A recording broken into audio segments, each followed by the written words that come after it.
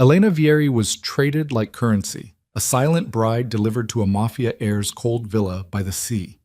She expected cruelty, ownership, the familiar weight of a man's control. But Lorenzo De Luca whispered something that shattered her carefully built walls. "I chose you years ago." Those 5 words unlocked memories she'd buried deep, revealing a past she didn't know existed. Now trapped between the girl who learned to disappear and the woman fighting to surface, Elena must decide. Will she remain the possession her father always intended, or discover what it means to choose herself? If you're hooked, stay until the end. Drop a like and comment your city so I can see how far this story travels. The car smelled like leather and her father's cologne. Sharp, expensive, suffocating. Elena Vieri sat perfectly still in the back seat, hands folded in her lap, spine straight against the seat. 23 years old, and she'd mastered the art of taking up as little space as possible.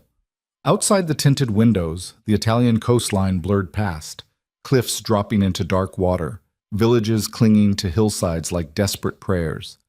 Beautiful, if you had the luxury of noticing beauty. She didn't.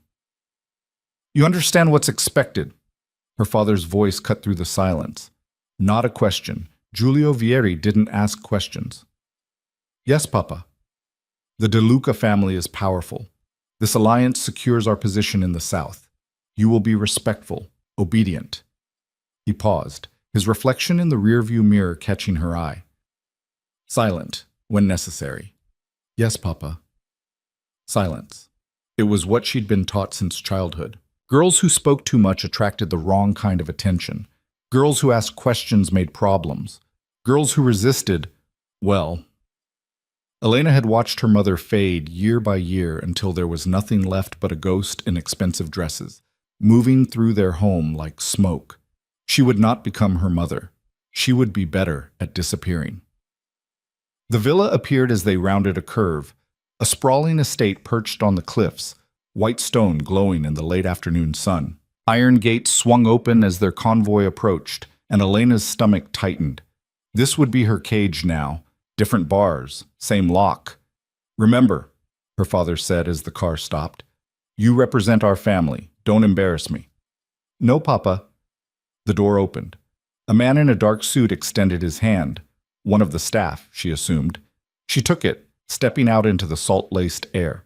The wind caught her hair, pulling dark strands across her face, and she smoothed them back with practiced efficiency. Everything about her appearance had been calculated this morning. The cream dress that showed nothing, the minimal jewelry, the nude heels that added height without drawing attention. A bride should be seen, her father had said. Not heard, not noticed, not remembered. Just seen. The villa's entrance was all marble and cold elegance. Men in suits lined the hallway. Guards, she realized. Their eyes tracked her movement with professional detachment. She kept her gaze lowered, following her father through a maze of corridors until they reached a set of double doors. Her father knocked once. A voice from inside, low, textured, said, "Come in." The study was darker than she expected. Heavy curtains blocked most of the sunlight, and the furniture was old, expensive, worn with use. Behind a massive desk sat an older man with silver hair and sharp eyes. Beside him stood someone younger, Lorenzo De Luca. She'd seen photographs. They hadn't prepared her. He was tall, maybe 6'2", with dark hair pushed back from his face and a jaw that looked like it had been carved with a blade. But it was his eyes that caught her, gray like storm clouds over the ocean, and fixed on her with an intensity that made her skin prickle. Giulio. The older man, Antonio De Luca, Lorenzo's father, stood, extending his hand. "Welcome." Her father shook it. "Antonio, thank you for having us." "And this must be Elena." Antonio's gaze swept over her, clinical and assessing. She'd been evaluated like this before, like livestock at market. She kept her expression neutral. "Yes, my daughter." "Beautiful," Antonio said, though his tone suggested he was commenting on a painting, not a person. "Lorenzo, come. Meet your bride." Lorenzo moved around the desk, and Elena's heart kicked against her ribs. He was broader up close, shoulders filling out his black suit, hands that looked like they could break things tucked into his pockets. He stopped a few feet away. "Elena," he said. His voice was quieter than his father's, controlled. "Mr. DeLuca." She kept her eyes on his chest, not his face, safer that way. "Lorenzo," he corrected. "We're to be married. Formality seems unnecessary." Her father cleared his throat. "Elena is well educated. She speaks 3 languages, plays piano, and has been trained in—" "I'd like to speak with her," Lorenzo interrupted. "Alone." The room went still. Antonio laughed, short and sharp. "Eager. I like it. Giulio?" Her father's jaw tightened. He didn't like losing control, even temporarily. But this was Antonio DeLuca's home, his territory. "Of course. Elena, behave." As if she knew how to do anything else. The men left, their footsteps echoing down the hall. The door clicked shut, and then it was just her and Lorenzo in the dim study, silence stretching between them like a held breath. She waited for him to speak, to tell her what he expected, what he wanted. Men always wanted something. Instead, he moved to the window, pulling back the curtain. Sunlight spilled in, sudden and bright, and she blinked against it. "Do you know why you're here?" he asked, his back to her. "Yes." "Tell me." Her throat tightened. "To marry you. To create an alliance between our families." "Is that what you want?" The question startled her. Want? What did want have to do with anything? "It's what my father decided," she said carefully. "That's not what I asked." She didn't answer. Couldn't. The truth was too dangerous. She didn't know what she wanted because she'd never been allowed to want anything. Lorenzo turned, and the sunlight behind him made it hard to see his face. "You don't have to be afraid of me." "I'm not afraid." "You're lying." He said it without accusation, just fact. "Your hands are shaking." She looked down. He was right. She curled her fingers into fists, forcing them still. "Elena." He took a step closer. "I'm not going to hurt you." "I know. Men who wanted to hurt you didn't say it out loud. They just did it." "Do you?" Another step. "Because you look like you're waiting for me to." She raised her chin, meeting his eyes for the first time. "I'm waiting for you to tell me what you expect, what the rules are, how I'm supposed to—" She stopped, the words tangling. "What you want from me." Something shifted in his expression. Not pity, something else. "What if I told you I don't want anything from you?" "I'd say you're lying." He smiled then, small and unexpected. "Fair. But what if what I want is for you to tell me what you want?" "That's not how this works." "Why not?" Because no one had ever asked her that before. Because want was a luxury women like her couldn't afford. Because the moment you admitted you wanted something, someone could use it against you. "I should go," she said. "My father—" "I chose you." The words stopped her cold. 3 years ago, I told my father I wanted you. Her heart stuttered. "What?" "The charity gala in Florence. You were there with your family. You wore a blue dress and spent the entire night standing by the window watching the street below like you wanted to jump." He paused. "You didn't think anyone noticed you, but I did." The memory slammed into her. She'd been 20, drowning in her father's expectations, suffocating under the weight of being decorative and silent. She'd escaped to that window, pressed her forehead against the glass, and imagined what would happen if she just opened it and stepped through. She didn't remember seeing him. "Why?" The word came out broken. "Because you looked like I felt." Lorenzo moved closer, and this time she didn't step back, like you were drowning in a room full of air. Her chest tightened. "You don't know me." "No," he agreed, "but I'd like to." "That's not— Men don't." She shook her head, frustration bleeding through. "This is an arrangement, a business deal. You don't have to pretend—" "I'm not pretending." He was close enough now that she could see the flecks of blue in his gray eyes. "I chose you, Elena, not because of your father's connections or your family's position. I chose you because when I saw you at that window, I saw someone who understood what it meant to be trapped. And you think marrying me will free you?" She laughed, bitter and sharp. "That's not how this works." No, but maybe we can free each other. The words hung between them, impossible and tempting. She wanted to believe him, but belief was dangerous. Belief got you hurt. I should go find my father, she said, stepping back. Lorenzo didn't stop her. Elena. She paused at the door. You have a choice, he said quietly. Always. Even here. She left without answering because what could she say? That she'd never had a choice in her life? That the word felt foreign in her mouth? That he was offering her something she didn't know how to hold? The hallway was empty. She walked quickly, following the sound of voices until she found her father in another room, drinking whiskey with Antonio. They barely glanced at her. There you are, her father said. We were discussing the wedding. Next month. Antonio has generously offered to host it here. How lovely, she murmured, because that's what she was supposed to say. Lorenzo seems pleased with you. Antonio swirled his drink. That's good. My son is particular about the things he keeps. Keeps, like she was a watch or a car. She smiled, empty and practiced. I'm honored. The rest of the afternoon blurred. More discussions, more arrangements, more decisions made about her life without her input. Finally, as the sun dipped toward the horizon, her father stood. We should go. Elena has much to prepare.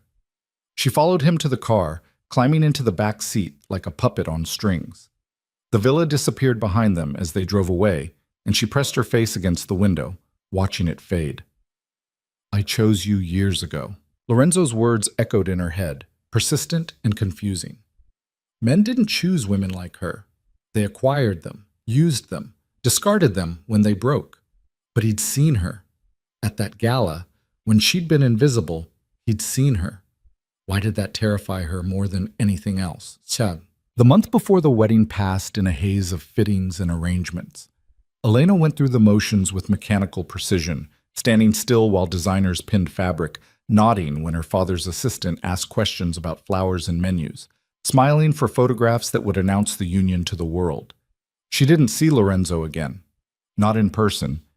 But twice a week, a package arrived at her father's house. The first contained books, novels, not the approved classics her father kept in his library, but stories about women who traveled and fought and lived. The second contained a letter, handwritten in neat script. Elena, I thought you might like these. No expectations, just books. L. She'd stared at that letter for 20 minutes, trying to decode it. What game was he playing? What did he want her to say? But when the third package arrived, a small watercolor set with another note. You used to paint. Your mother mentioned it once. Do you still? She stopped trying to figure out his angle, because either he was the most manipulative man she'd ever met, or he was genuine. And she didn't know which option scared her more. The night before the wedding, her mother came to her room. Maria Vieri was 52 but looked 70, her face drawn tight with decades of swallowed words and suppressed screams. She sat on the edge of Elena's bed, hands folded in her lap, and said nothing for a long time. Mama? I never wanted this for you, her mother whispered. I wanted you to run, to disappear before he could trade you like I was traded. Elena's throat burned. Then why didn't you help me? Because I'm a coward. Her mother's eyes filled with tears. Because I learned to survive by becoming invisible, and I taught you to do the same. And now, her voice broke. Now you're going to marry a man you don't know, and I can't protect you. Mama, but maybe, her mother continued, gripping Elena's hands, maybe he's different. Maybe you'll be luckier than I was. Elena wanted to scream, luck, as if her entire future came down to luck.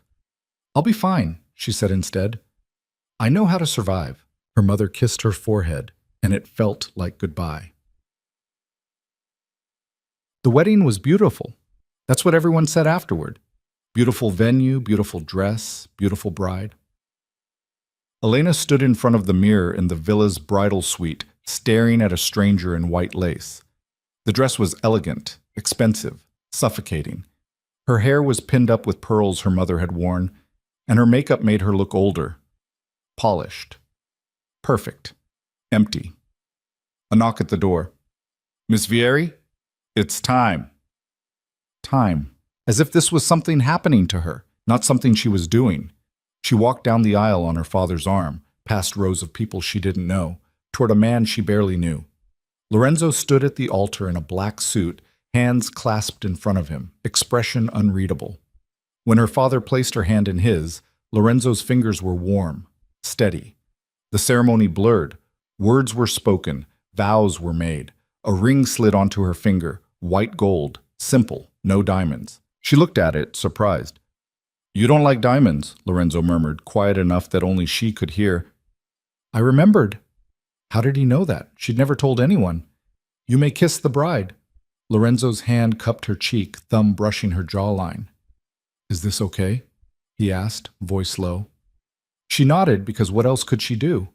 His kiss was gentle, brief, nothing like she'd expected, and when he pulled back, his eyes searched hers. "Breathe, Elena." She realized she'd been holding her breath. The reception was endless, dancing, toasts, congratulations from people who didn't care whether she lived or died. Elena smiled until her face ached, laughed on cue, played the role of blushing bride with practiced ease. But then Lorenzo's hand found hers under the table, fingers threading through hers, and he leaned close. 2 more hours. Then we can leave." "Where are we going?" "Wherever you want." It was such a small thing, such an impossible thing. "I don't know what I want," she admitted. "Then we'll figure it out together." The villa was quiet when they finally escaped. Guests had filtered out, staff had disappeared, and the building felt cavernous in its silence. Lorenzo led her through the halls to a wing she hadn't seen before, stopping at a set of double doors. "This is your room," he said, "if you want it." She blinked. "My room?" "I'm not going to force you into my bed, Elena." His voice was flat, matter-of-fact. "When and if that happens, it'll be because you decide, not because you think you have to." Her confusion must have shown because he continued, "You're my wife, but that doesn't make you my property. You have your own space, your own choices." She stared at him, trying to reconcile this man with everything she'd been taught about marriage, about men, about power. "I don't understand you," she said finally. "I know." He smiled, tired and real. "But you will. Get some rest. Tomorrow we can talk." He left her standing in the hallway, door open, room beyond dark and unfamiliar. She stepped inside, closing the door behind her, and leaned against it. The room was large, but not ostentatious. A bed, a desk, a sitting area by the window. Her things had been unpacked, her clothes in the closet, her books on the shelf, the watercolor set on the desk. He'd put the watercolor set on the desk. She moved to the window, pulling back the curtain. The ocean stretched out below, black and endless under the moon. Waves crashed against the cliffs, rhythmic and relentless. "I chose you years ago." She pressed her palm against the glass, and for the first time in her life, Elena De Luca, didn't know what to feel. Afraid? Angry? Hopeful? All of it. None of it. She was a wife now. But to a man who said she had choices, who gave her space, who remembered she didn't like diamonds and used to paint, either he was the best liar she'd ever met, or he was telling the truth, and she didn't know which possibility terrified her more. Outside, the ocean kept crashing. Inside, Elena stood at the window and wondered if drowning felt like this, like finally having air but forgetting how to breathe. Oh, she didn't sleep that night. Instead, she sat at the desk and opened the watercolor set. The paints were good quality, expensive. She hadn't painted in years. Her father had called it a waste of time, a distraction from more important things. But her hands remembered. She painted the ocean, dark blues and grays, white foam catching moonlight. She painted until her fingers cramped and the sky outside began to lighten. And when she finally set down the brush, she looked at what she'd created and felt something crack open inside her chest. It wasn't beautiful. The colors bled together in places, the perspective was off, and the waves looked more like scars than water. But it was hers. A knock at the door startled her. She stood quickly, heart racing. "Elena?" Lorenzo's voice muffled through the wood. "Are you awake?" She opened the door. He was dressed simply, jeans, a white shirt, no shoes. His hair was messy, like he'd been running his hands through it, and there were shadows under his eyes. "Did you sleep?" he asked. No? You? No. He noticed the painting on the desk, and something shifted in his expression. Can I come in? She stepped aside and he walked past her to the desk, studying her work in the growing daylight. She waited for judgment, criticism, something. It's angry, he said finally. The ocean. Yes. Is that how you feel? The question lodged in her throat. Yes. No. Maybe. She didn't know how to name what she felt. I don't know what I feel, she admitted. I was taught not to feel, to be quiet and still, and... She stopped, the words running out. Lorenzo turned to face her. Can I tell you something? She nodded. My mother killed herself when I was 12. Elena's breath caught. She was like you, he continued, voice steady but strained. Beautiful, silent, trapped. My father married her for connections, kept her like a prize, never once asked what she wanted. He paused. She drove her car off these cliffs. Everyone said it was an accident, but I saw her that morning. I saw her face. She'd made a choice. Lorenzo, I'm not telling you this for sympathy, he cut in.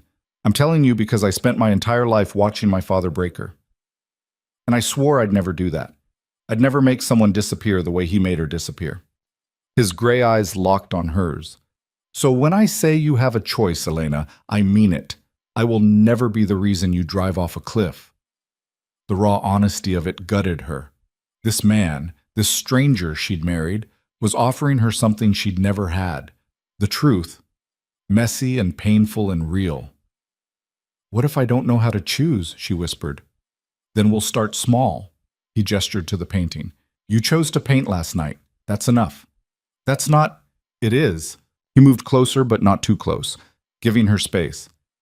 Every choice you make, no matter how small, is yours. And I'll never take that from you.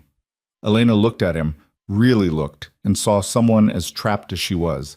Different cage, same bars, and maybe that's what he'd meant when he said they could free each other. I'm afraid, she said. The admission felt like stepping off the edge of the cliff. Of me? Of this. Of wanting something and having it taken away. Of trusting you and being wrong. Good, Lorenzo said. Fear means you're still alive. It means you haven't disappeared yet. Is that supposed to be comforting? No, it's supposed to be true. They stood there in the growing light, the ocean crashing below, and Elena felt something shift. Not fixed, not healed, but cracked open just enough to let something new in. I need time, she said, to figure out who I am when I'm not being what everyone else wants. You have it, as much as you need. And if I never... She hesitated. If I can't, then we'll figure that out too. It wasn't a promise of happiness. It wasn't a guarantee of love. But it was honest. And for the first time in Elena's life, honest felt like enough to start with. Okay, she said quietly. Okay? Okay. She took a breath, testing the weight of her own voice. I'll try. I'll try to choose. Lorenzo smiled, and it transformed his face, made him look younger, less haunted. Then we'll try together. Outside, the sun broke over the horizon, spilling gold across the water. Inside, Elena stood in her own room, in her own space, with a man who said she had choices. She didn't know if she believed him yet, but she wanted to. And wanting, terrifying as it was, felt like the first real thing she'd felt in years. The days that followed developed a rhythm Elena didn't know how to name.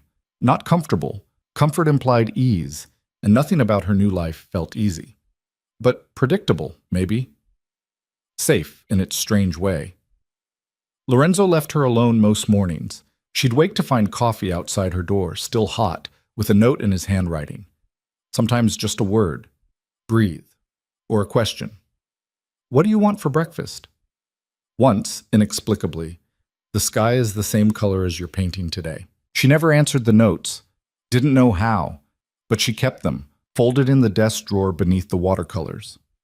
Afternoons, she explored the villa. It was massive, full of rooms that seemed to serve no purpose.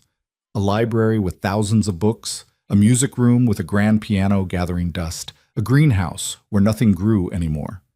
The staff moved around her like she was furniture, polite but distant. She didn't mind. Invisibility was familiar. What wasn't familiar was Lorenzo's presence in the evenings. He didn't demand anything, didn't expect her to perform or entertain. Sometimes he'd find her in the library and sit in the chair across from hers, reading his own book.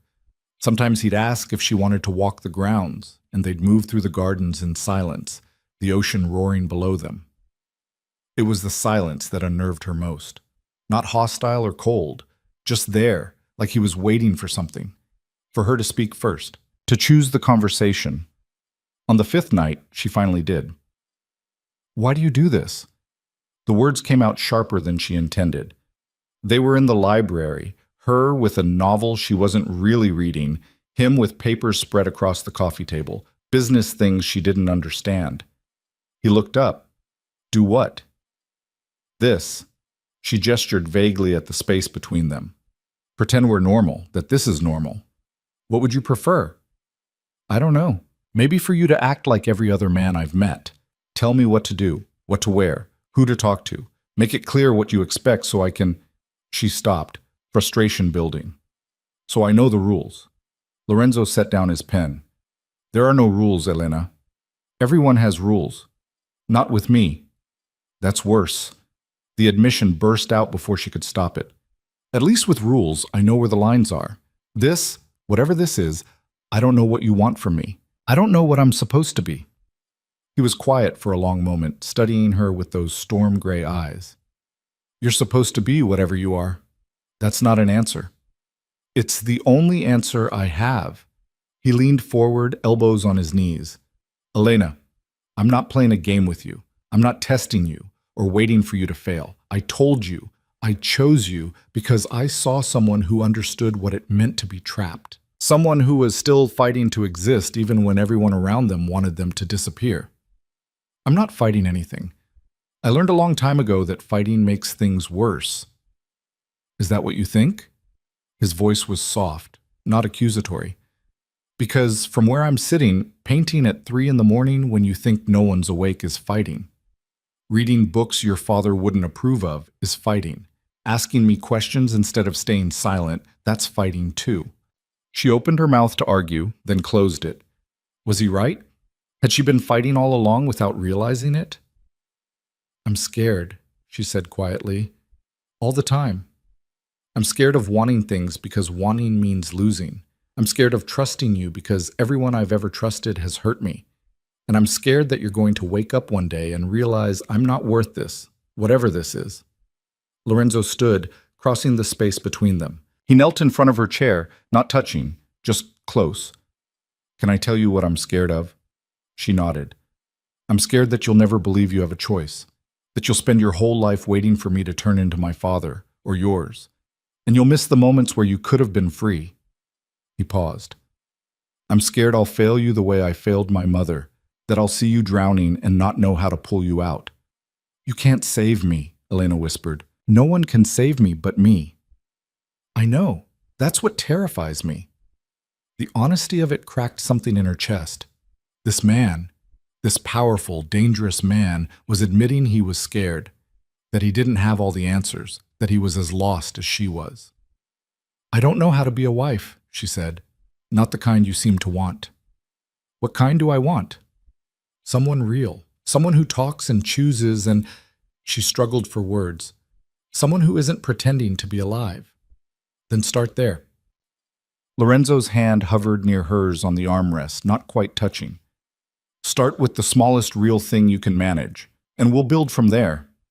Elena looked at his hand, so close to hers. 1 inch, maybe less. It would be so easy to close the distance, to take what he was offering, but easy had always been a trap before. "I need more time," she said. "You have it." He stood, returning to his papers, and Elena stared at the book in her lap without seeing the words. Something had shifted in that conversation. Not fixed, not solved, but acknowledged. The space between them felt different now, less like a void and more like a bridge being built one plank at a time. She wasn't ready to cross it yet, but maybe, eventually, she could be. The memory came back 3 days later, sudden and violent. She was in the greenhouse, trying to coax life into the dead plants, when her hand stilled on a pot of withered roses. The smell hit her first, earth and decay, and something floral underneath. And then she was somewhere else. Somewhen else. 14 years old, standing in her mother's garden while her father's voice raged from the house. Her mother beside her, hands shaking as she pruned roses that didn't need pruning. Mama, why do you stay? Because leaving is worse, Bambina. How do you know? You've never tried. Her mother's face had crumpled. Because women like us don't get to try. We survive. That's all. Elena dropped the pot. It shattered on the greenhouse floor, soil and ceramic spreading like a wound. Her hands were shaking. No, her whole body was shaking, breath coming too fast, vision narrowing. Elena? Lorenzo's voice, distant and muffled. She felt his hands on her shoulders, gentle but grounding. Breathe. You need to breathe. I can't. Yes, you can. Look at me. He moved in front of her, blocking out the greenhouse, the roses, the memory. Count with me. 1. She tried, failed, tried again. 1, she gasped. 2. 2. They counted to 10 together, his voice steady, his hands warm on her shoulders. By the time they reached 10, her breathing had slowed. The panic had receded to something manageable. What happened? He asked. A memory. I don't know why. It just... She looked at the broken pot, the scattered soil. I'm sorry. I don't care about the pot. Lorenzo's hands moved to cup her face, tilting her head up so she had to look at him. Talk to me. It's nothing. Just my mother. Something she said when I was young. It's not nothing if it made you break. Elena pulled away from his touch, wrapping her arms around herself. She told me women like us don't get to leave. We just survive. And Her voice cracked.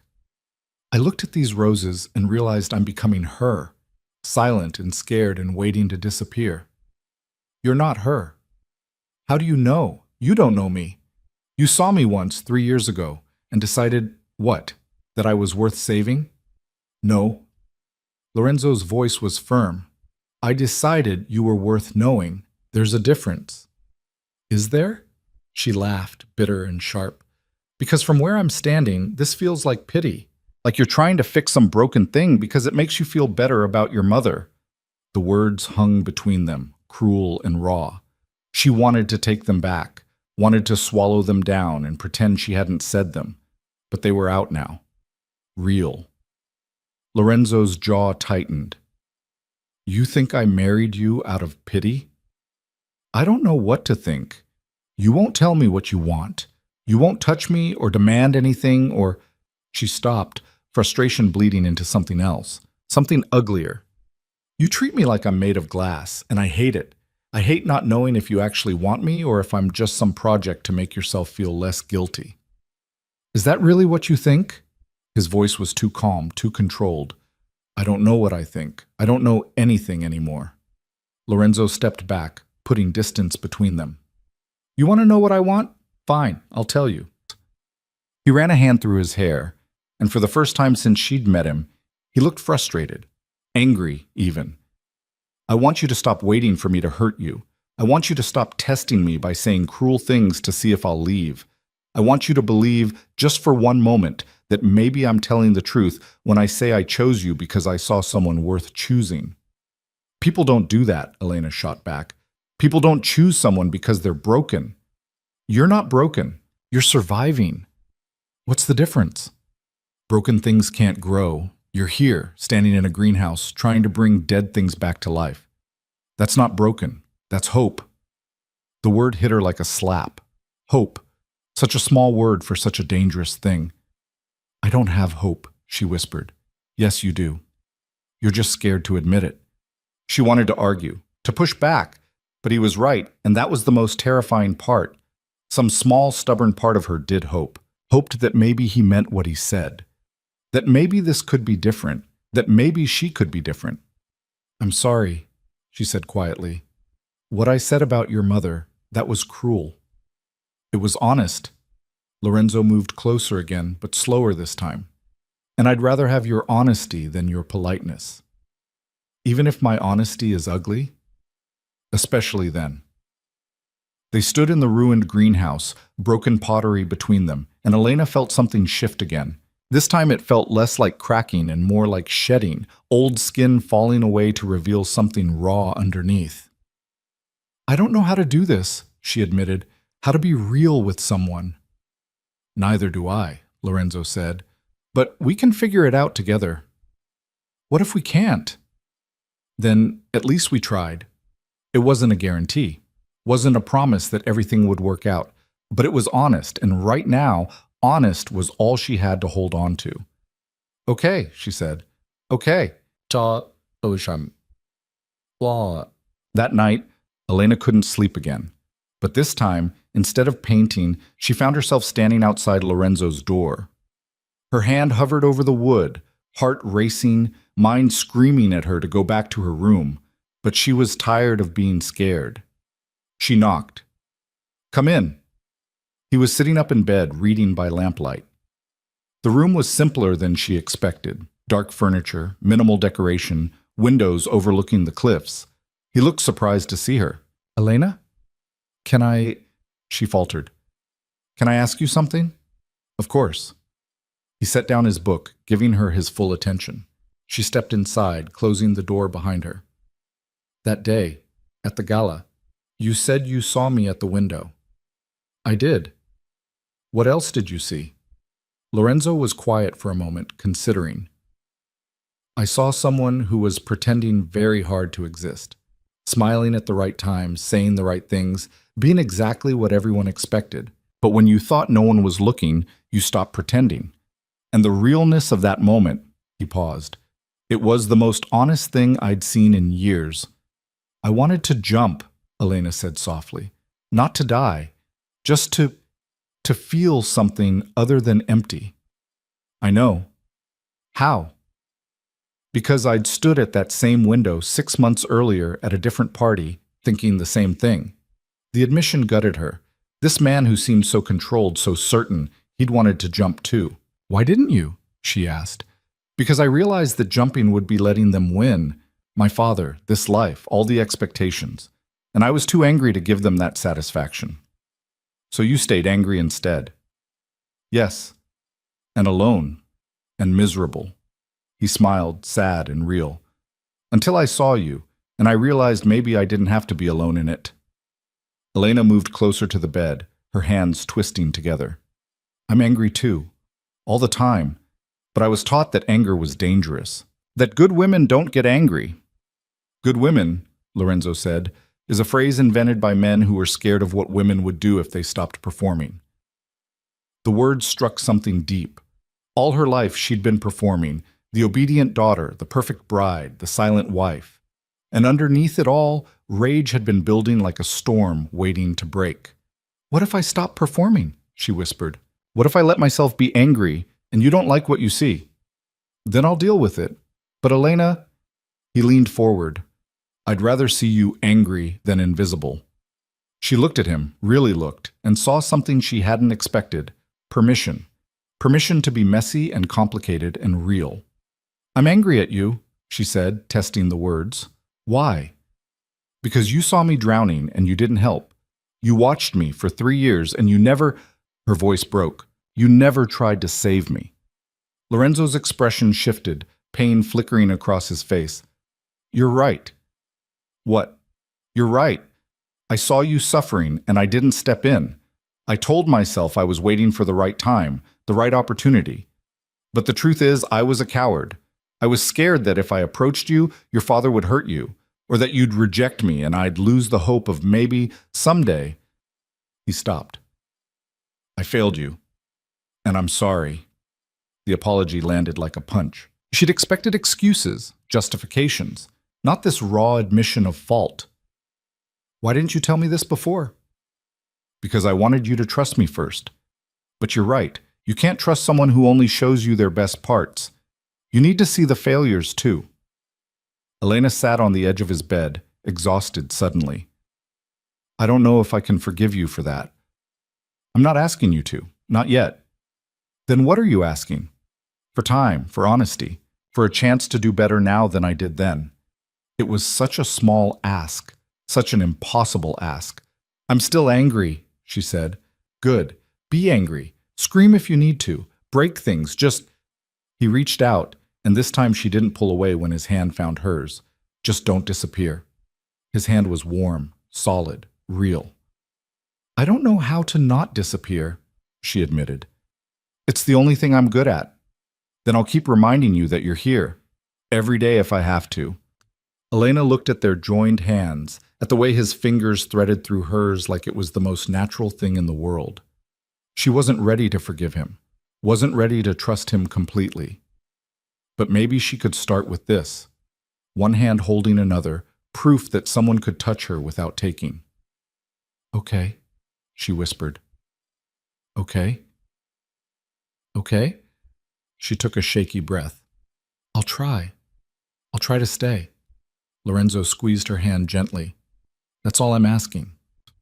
They sat in silence, the lamplight casting shadows across the walls, the ocean a distant roar beyond the windows. And for the first time since arriving at the villa, Elena felt like maybe, just maybe, she wasn't completely alone. She didn't stay in his room that night, wasn't ready for that. But when she went back to her own bed, she carried the memory of his hand in hers, warm and steady and real. And that, she thought, as sleep finally came, was enough for now. The next week brought changes, small but significant. Lorenzo started joining her for breakfast, and they'd eat in the sunroom overlooking the gardens, conversation tentative but growing. He told her about his business, imports, mostly legitimate, some less so. She didn't ask for details she wasn't ready to hear.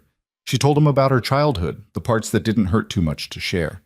The piano lessons her mother insisted on, the books she'd hidden under her mattress, the way her father's voice could fill a room and make her want to fold into nothing.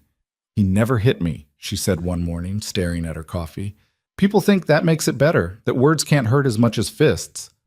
They're wrong. I know, but I spent years thinking maybe I was too sensitive, too weak, that if I'd been stronger, I could have... She stopped. I don't know. Survived better, maybe? You survived exactly the way you needed to. There's no right way to endure trauma. The word made her flinch. Trauma. Such a clinical term for something that had shaped every part of her. Do you ever think about her? Elena asked, changing the subject. Your mother? Lorenzo was quiet for a long time. Every day, wondering if I could have done something different, said something that would have made her stay. You were 12. Old enough to know she was breaking, too young to know how to stop it. It wasn't your responsibility. I know. Knowing doesn't make it easier. They fell into silence, and Elena realized they were doing something neither of them was good at. Being honest about the broken parts. Not fixing them, not hiding them, just acknowledging they existed. It was terrifying and necessary in equal measure. Later that afternoon, she found herself in the music room. The piano sat in the corner, untouched and perfect. She'd avoided it since arriving, afraid of what might happen if she tried to play. Music had been her escape once, the only place she could exist without permission.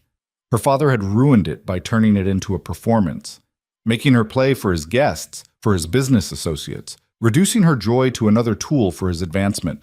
But Lorenzo wasn't her father. She sat at the bench, fingers hovering over the keys. Then, before fear could stop her, she pressed down. The note rang out clear and true, then another, and another. She didn't know what she was playing at first. Fragments of pieces she'd learned years ago, melodies she'd composed in her head but never written down.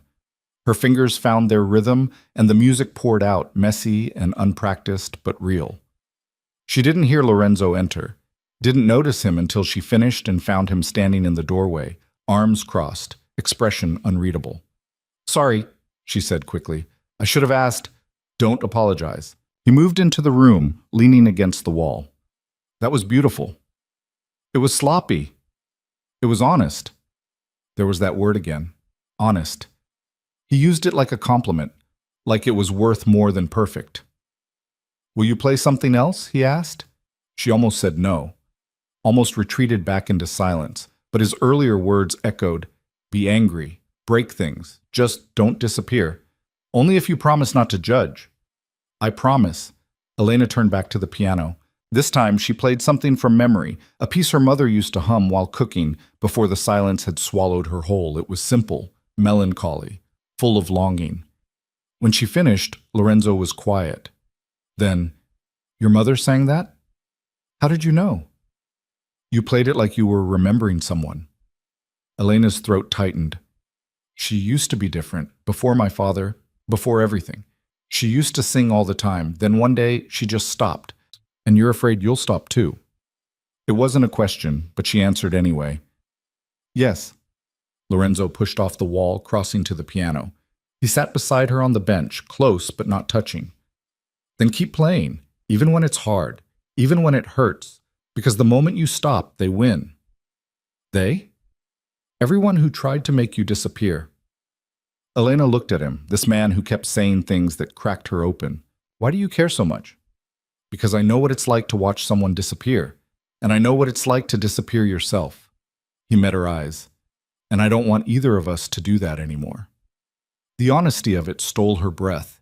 This wasn't about saving her or fixing her. This was about two people who understood what it meant to survive by erasing yourself, trying to figure out how to exist again. "I'm still angry at you," she said softly. "I know. And I don't trust you yet. I know that too. But She struggled for words. "I want to try. I want to believe this could be different." "Then let's start there." Elena looked at the piano keys, at Lorenzo beside her, at the afternoon light spilling through the windows. This wasn't love, wasn't even close, but it was something, a foundation maybe, a place to start building from. "Teach me something," she said suddenly. Lorenzo raised an eyebrow. "Teach you what?" "Anything, something about your world, your business, something real." He studied her for a moment, then nodded. "Okay, but not here. Come with me." He led her through the villa to a room she hadn't seen before. His office, she realized. It was darker than the rest of the house, all leather and wood and maps pinned to walls. A desk covered in papers, phones she knew were for business that wasn't entirely legal. "This is where I work," he said, closing the door behind them. "Where I make the decisions that keep my family's empire running. Show me." So he did. He explained the trade routes, the legitimate businesses that fronted for less legitimate ones, the delicate balance of power between families and territories. He didn't soften it or hide the violence underneath. He showed her the truth, ugly and complicated and real. And Elena listened, absorbing it all, feeling something shift inside her. This was his world. Dangerous and morally gray and nothing like the sanitized version her father had presented of his own dealings. But it was honest. "You're not scared," Lorenzo observed. "Should I be?" "Most people would be." Elena looked at the maps, the territories marked in red and black. "I've been scared my whole life. This is just..." She searched for words. "A different kind of dangerous. And you're okay with that?" "I don't know yet. But I'd rather know the truth than live in a comfortable lie." Lorenzo smiled, genuine and surprised. "You're stronger than you think. Or more damaged than you realize." "Maybe both." She laughed, short and unexpected. It felt strange on her tongue, laughter in a room dedicated to violence and power. But maybe that was the point. Finding moments of lightness, even in the dark. "Thank you," she said. "For what?" "For not lying to me. For treating me like I can handle the truth. You can handle more than you know." Elena looked at him, standing in his office, in his world, and felt something shift between them. Not trust, not yet. But the possibility of it. The beginning of something that might eventually become real. "I should go," she said. "Let you work." "Elena." She paused at the door. "You played beautifully today. Don't stop." The words settled into her chest, warm and unexpected. "I won't." As she walked back through the villa, Elena realized something had changed. She was starting to exist here, not just survive, but exist, starting to take up space instead of shrinking from it. It was small, fragile, easily broken, but it was hers, and that was enough. The photographs arrived on a Tuesday morning, delivered by a courier Elena didn't recognize. Lorenzo was in a meeting with his father when Marco, one of the guards, brought the manila envelope to her in the library. Mrs. DeLuca, he said, his usual stoic expression cracked with something that looked like concern. This came for you. No return address. Elena took the envelope, and the weight of it felt wrong, too heavy, too deliberate. Thank you, Marco. He hesitated. Should I get Mr. DeLuca? No, I can handle it. But her hands shook as she opened it, and what she found inside made her stomach drop. Photographs. Dozens of them. All of her. Walking through the villa gardens, sitting at the piano, standing at her bedroom window in the early morning light. Some were recent. She recognized the dress she'd worn yesterday. Others were older. Much older. One made her breath catch, her at 17 leaving her father's house carrying groceries. Another at 19 outside the university she'd attended for exactly one semester before her father decided education was wasting her time. More from the Florence Gala, the night Lorenzo claimed he'd first seen her, but these weren't taken from across a room. These were close. Invasive. Someone had been watching her for years, and they wanted her to know it. At the bottom of the stack, a single note in typed letters. He's been watching longer than you think. Ask him about the bargain. Elena's hands were trembling so badly the photographs scattered across the floor. Her breathing came too fast, vision narrowing. Not a panic attack. Not now. She forced herself to count, to breathe, but the images kept flashing through her mind. All those moments she'd thought were private, captured and cataloged by someone she'd never seen. Elena? She looked up to find Lorenzo in the doorway, his expression shifting from mild curiosity to alarm as he saw the photographs spread across the floor. What is this? He crossed the room quickly, kneeling to gather them. His face went hard as stone as he looked through them, jaw tightening with each image. Who sent these? I don't know. Marco brought them. Her voice sounded distant, disconnected. Lorenzo, these go back years. Someone's been… I know. His voice was flat, dangerous. I know what this is. What bargain? The words came out sharper than she intended. The note mentions a bargain. What does that mean? Lorenzo's eyes closed briefly, and Elena saw something she'd never seen before. Guilt, raw and unmistakable. Tell me, she demanded, right now. What bargain? Elena shut. Don't. She stood, stepping back when he reached for her. Don't lie to me. You promised honesty, so be honest. What bargain? Lorenzo set the photographs on the table, carefully, like they might explode. When I told my father I wanted to marry you, he had conditions. He stopped, running a hand through his hair. He wanted to make sure you were suitable, that you wouldn't be a liability. Suitable. The word tasted like poison. He had me investigated. Yes. For how long? Lorenzo met her eyes, and she saw the truth before he said it. 3 years. From the night of the gala until the wedding. The room tilted. Elena grabbed the back of a chair to steady herself. 3 years. You had someone follow me for 3 years. Not me. My father, I didn't… He stopped at the look on her face. I knew about it. I didn't order it, but I knew. And you didn't think to tell me?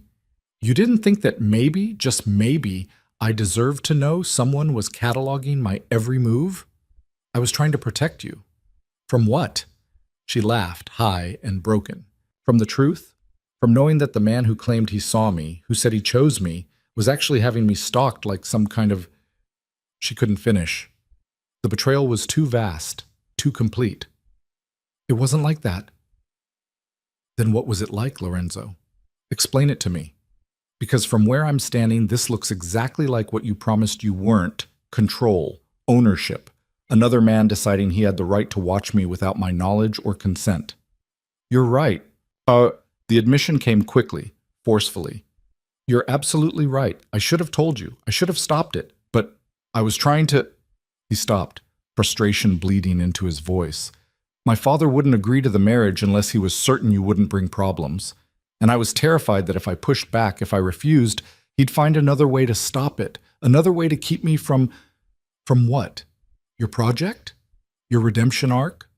The words hit like a slap. Lorenzo's expression went carefully blank, and Elena realized she'd struck something vital. Good. Let him hurt the way she was hurting. Is that what you think? His voice was too quiet, too controlled. I don't know what to think anymore. You said you chose me. But how can I believe that when you've been watching me like some kind of experiment, testing to see if the broken girl could be fixed? That's not... Then what is it?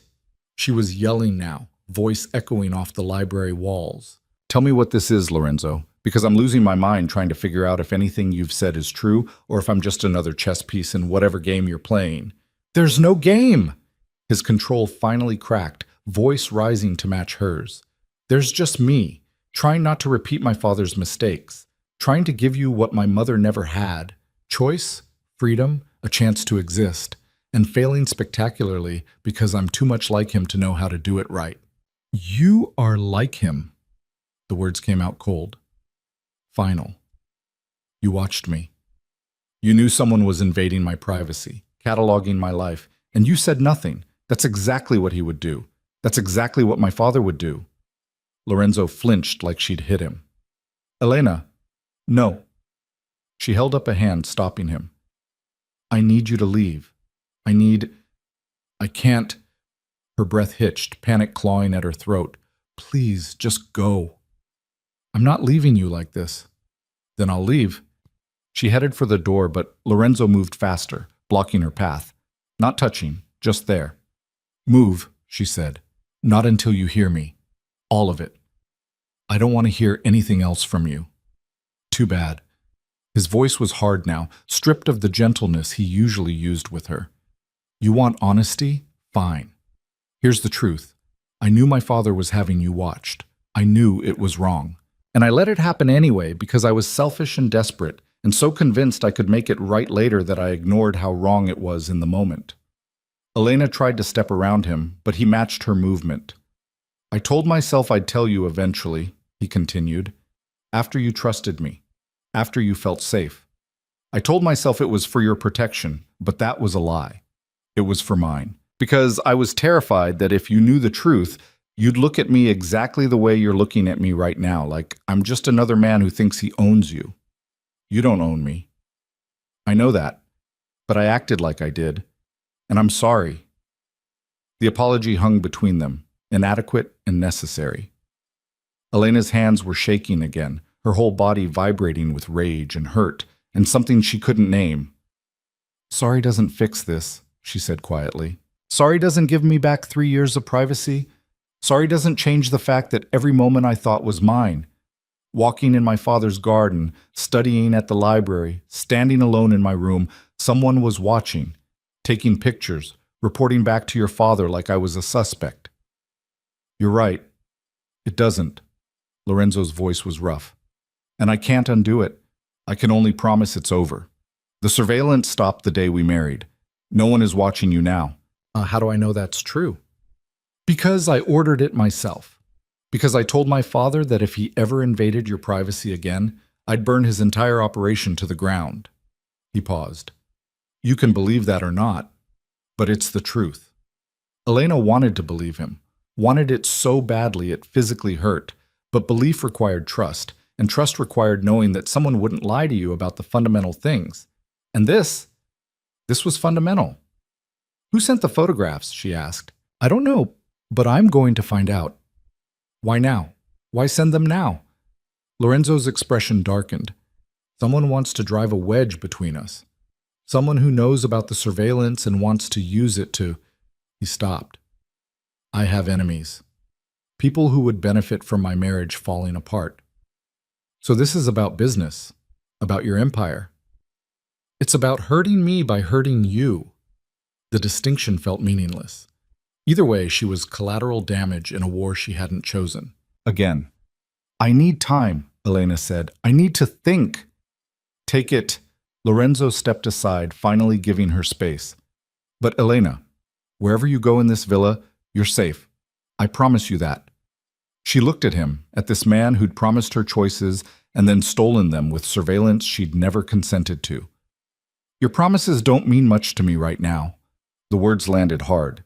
She saw them hit, saw the way Lorenzo's expression closed off, protective and hurt. But she couldn't bring herself to care. Not now. Not when her entire world had just shifted again. She left the library, walking quickly through the halls until she reached her room. Once inside, she locked the door and pressed her back against it, sliding down until she sat on the floor. The photographs kept flashing through her mind. All those moments she'd thought were hers. Private. Safe. Violated by someone's camera, someone's attention, someone's need to know everything about her. And Lorenzo had known. For 3 years, he'd known, and he'd said nothing. She pulled her knees to her chest and let herself break. Not crying. She'd learned long ago that tears changed nothing, but that silent, internal shattering that happened when you realized the person you were starting to trust had been lying by omission all along. The worst part was that she understood.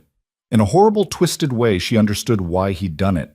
In their world, in the world of power and violence and family empires, surveillance was protection. Information was currency. And Lorenzo had been trying to navigate between his father's demands and her safety. But understanding didn't make it hurt less.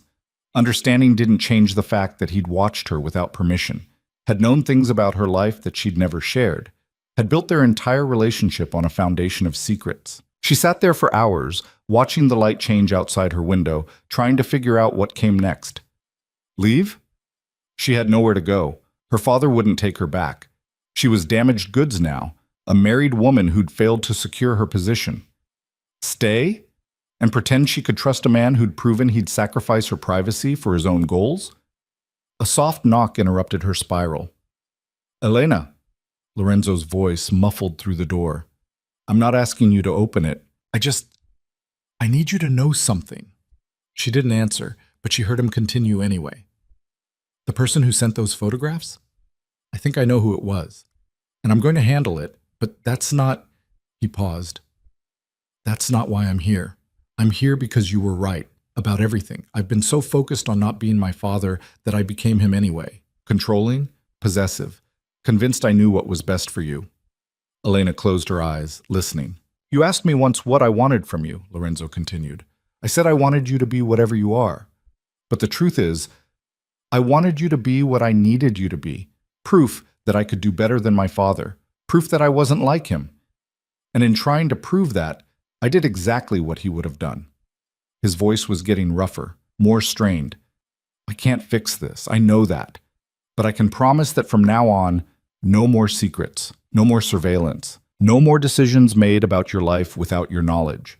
If that's not enough, if you can never trust me again, I understand. But you should know that meeting you, choosing you, wasn't about redemption. It was about recognizing someone who understood what it meant to survive by disappearing, and hoping that maybe, together, we could figure out how to be real again. Silence. Elena pressed her palm against the door, feeling the solid wood between them. I'm going to find out who sent those photographs, Lorenzo said, and I'm going to make sure they never come near you again. That's not negotiable. But everything else? Whether you stay, whether you leave, whether you ever forgive me, that's your choice. And I'll respect whatever you decide. His footsteps retreated down the hall, and Elena was alone again with her thoughts and the echo of his words. She wanted to hate him, wanted it to be simple and clean. He'd betrayed her, she'd leave, end of story. But nothing in her life had ever been simple. And the horrible truth was that some part of her understood why he'd done it, understood the impossible position of trying to protect someone while living in a world where protection required control. That didn't make it right. Understanding and forgiving were different things, but it made it complicated. She stood finally, her legs stiff from sitting on the floor. The photographs were probably still in the library, scattered evidence of her stolen privacy. She should burn them, should destroy every single one and pretend they'd never existed. Instead, she found herself walking back to the library, some compulsion pulling her toward the truth she'd been running from. The room was empty. Lorenzo had left, taking the photographs with him. But on the table where they'd been, he'd left something else, a file. Thick, official-looking, marked with her name. Elena opened it with shaking hands. Inside was everything, every surveillance report his father had ordered, every photograph, every detail of her life for 3 years. But also, notes in Lorenzo's handwriting, comments in the margins, and one page dated 6 months after the surveillance began, with a single sentence written in bold. This stops when we marry, no conditions. She flipped through more pages and found a letter, handwritten, addressed to Antonio De Luca. Lorenzo's formal request to end the surveillance, to respect her privacy, to give her the life his mother never had. The letter was dated 2 years ago, long before their wedding, and beneath it, Antonio's response. Continue surveillance until marriage, non-negotiable. Elena's hands stilled. Lorenzo had tried to stop it. He'd fought his father and lost, and continued anyway because stopping the entire engagement would have meant losing her completely. It didn't absolve him, didn't erase the violation or the betrayal, but it complicated the narrative she'd built in her head, that he'd been complicit, willing, uncaring about her privacy. He'd cared. He'd just been powerless to stop it without destroying everything. She closed the file, her mind a mess of contradictions, anger and understanding, betrayal and empathy. The desperate need to punish him, and the equally desperate need to believe he'd been trying his best in an impossible situation. A sound from the doorway made her turn. Lorenzo stood there, looking exhausted. You found the file. You left it for me? You deserved to see all of it, not just the parts that made me look guilty. Elena held up the file. This doesn't make it okay. I know. But it... She struggled for words. It makes it less simple. Nothing about this is simple. She looked at him, this man who tried to save her and ended up hurting her in the process. I don't know if I can forgive this. I'm not asking you to. What are you asking? Lorenzo stepped into the room, but kept his distance. For you to stay long enough to let me prove that I can do better, that I can be someone worthy of your trust. Not because I promise to be perfect, but because I'll be honest about my failures. And if I can't, if I try and realize I'm too broken to trust anyone, then you're not broken. You're smart. Because trust should be earned, not given freely to people who've hurt you. The words settled into her chest, true and painful. She was tired. So tired of trying to figure out what was real and what was manipulation. What was love and what was control. I need rules, she said finally. Clear boundaries. Things I can hold you to. Tell me what you need. No more secrets. If your business puts me in danger, I need to know. If your father makes demands about me, I need to know. If someone so much as looks at me wrong, I need to... Her voice cracked. I need to know what's happening in my own life. Done. I need my own money, my own account, so if I decide to leave, I'm not trapped. I'll set it up tomorrow. And I need... She stopped, the next request harder. I need you to understand that this broke something between us. And I don't know if it can be fixed. Lorenzo's expression was carefully neutral, but she saw the pain underneath. I understand. Do you? Because you keep talking about second chances and proving yourself, but Lorenzo, she met his eyes. Some things don't heal. Some damage is permanent. And I need you to accept that maybe I'll never fully trust you. Maybe I'll always be waiting for the other shoe to drop. Then I'll spend the rest of my life making sure there's no other shoe. He moved closer, and this time she didn't step back. I know I broke something, and I know sorry isn't enough. But Elena, I'm not giving up on us. Not because I think I can fix you or save you, but because I've seen who you are when you're not performing, and that person is worth fighting for. Even if that person can't love you back? The question hung between them, brutal and honest. Lorenzo's jaw tightened, but he didn't look away. Even then, because you deserve someone who'll fight for you regardless of what you can give in return. Elena wanted to believe him. Wanted to believe that someone could love her, or whatever this complicated thing between them was, without expecting her to be fixed or healed or grateful. I'm still angry, she said. Good. And I'm not sleeping in your room. We're not...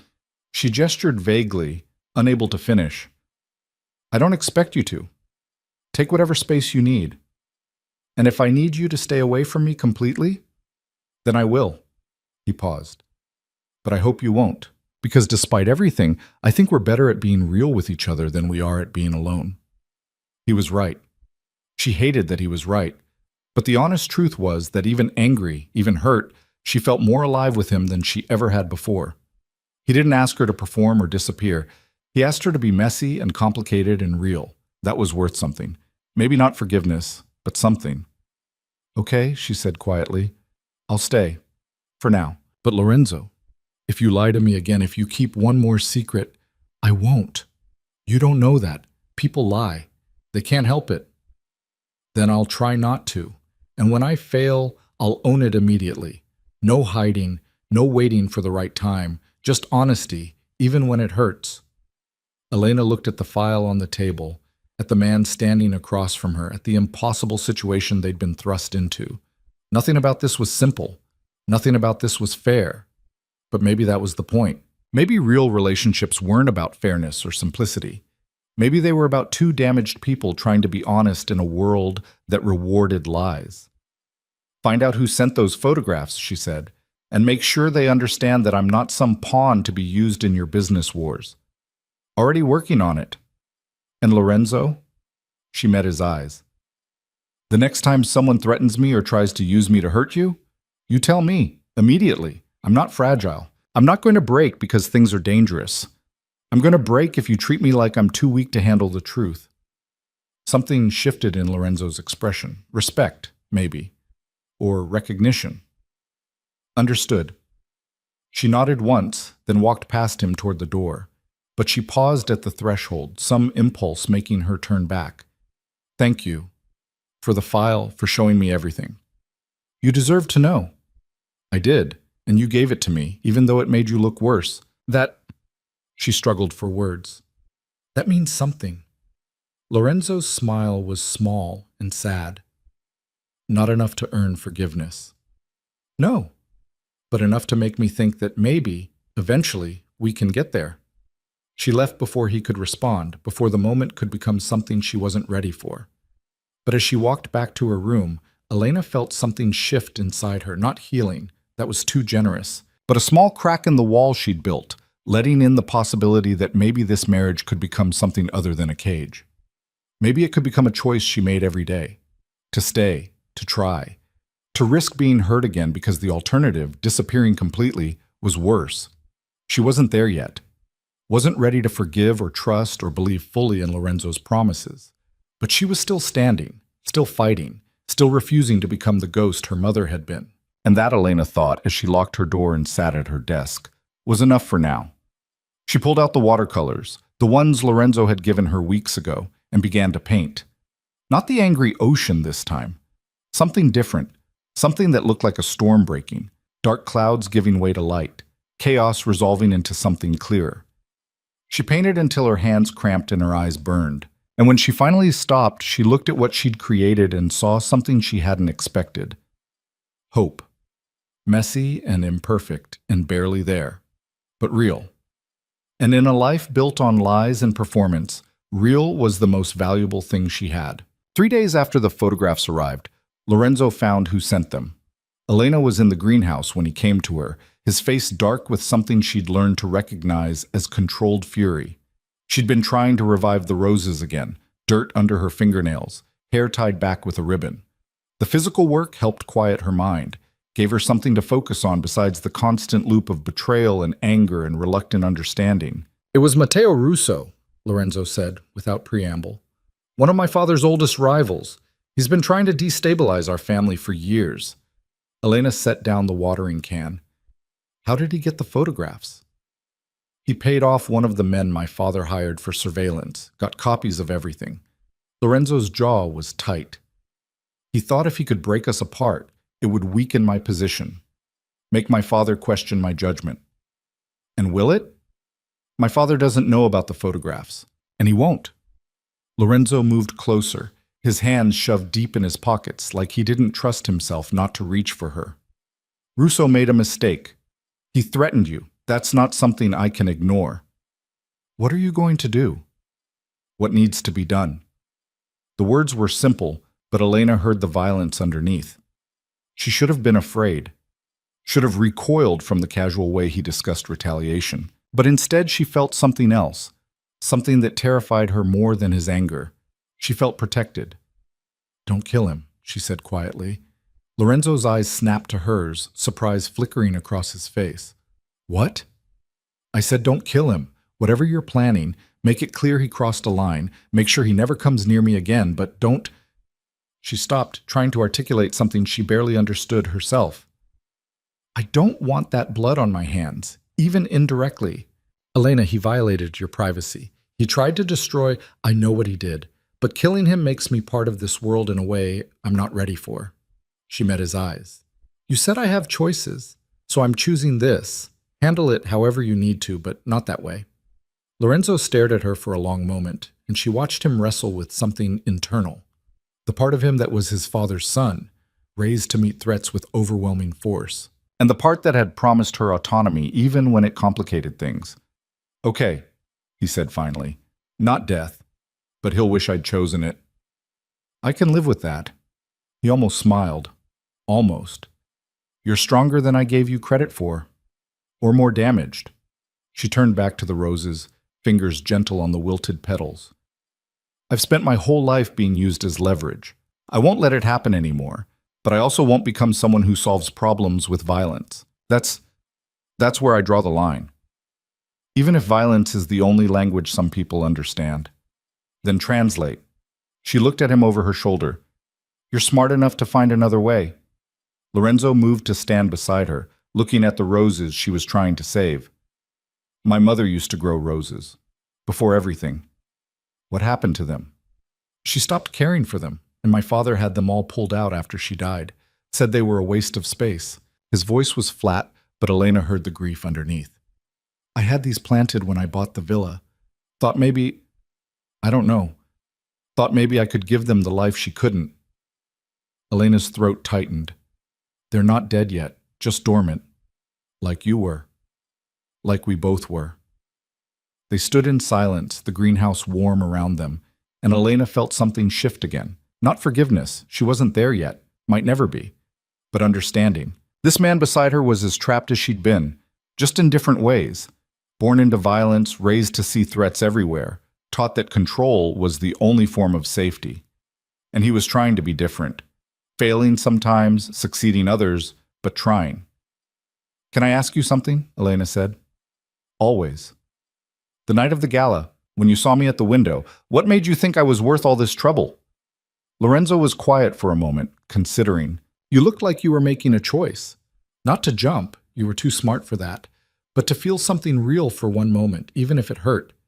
And I thought, he paused. I thought anyone brave enough to feel in a room full of people performing had to be worth knowing. I wasn't being brave, I was being reckless. Same thing, sometimes. Elena turned to face him fully. I'm still angry at you, about the surveillance, about the lies. I know, but I'm trying to understand why you did it, and I think... She struggled for words. I think maybe you were as trapped as I was, just in a different cage. That doesn't excuse it.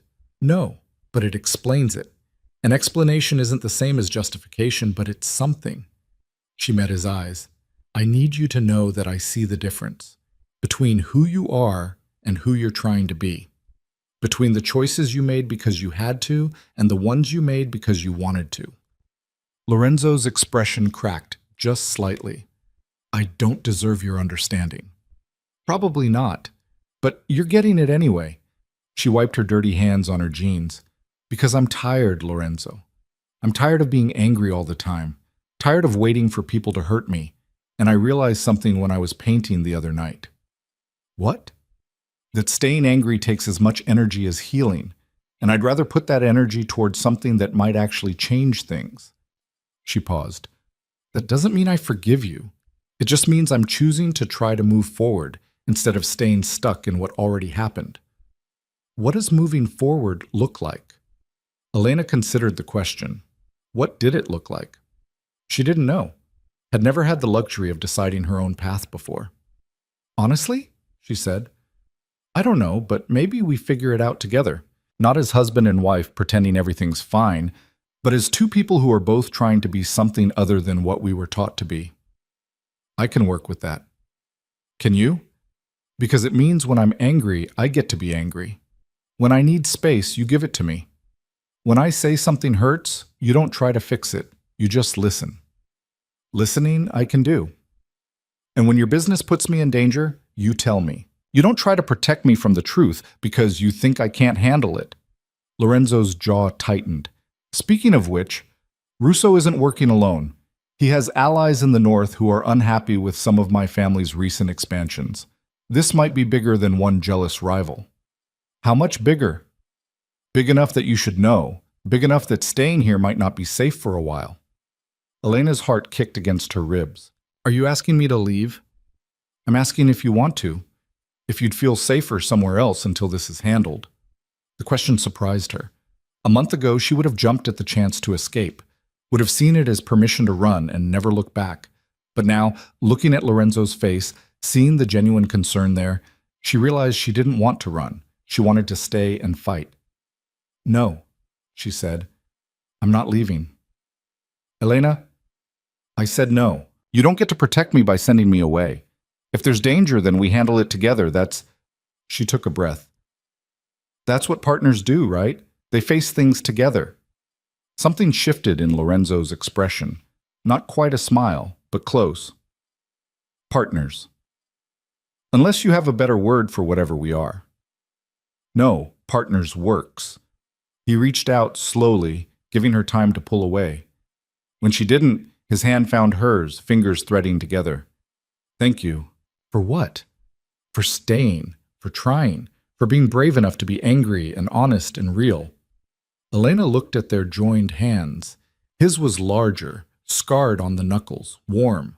Hers was smaller, dirt-stained, trembling slightly, but together they looked right, somehow, like two broken pieces that fit. Don't thank me yet, she said. I'm probably going to make this much harder than it needs to be. Good.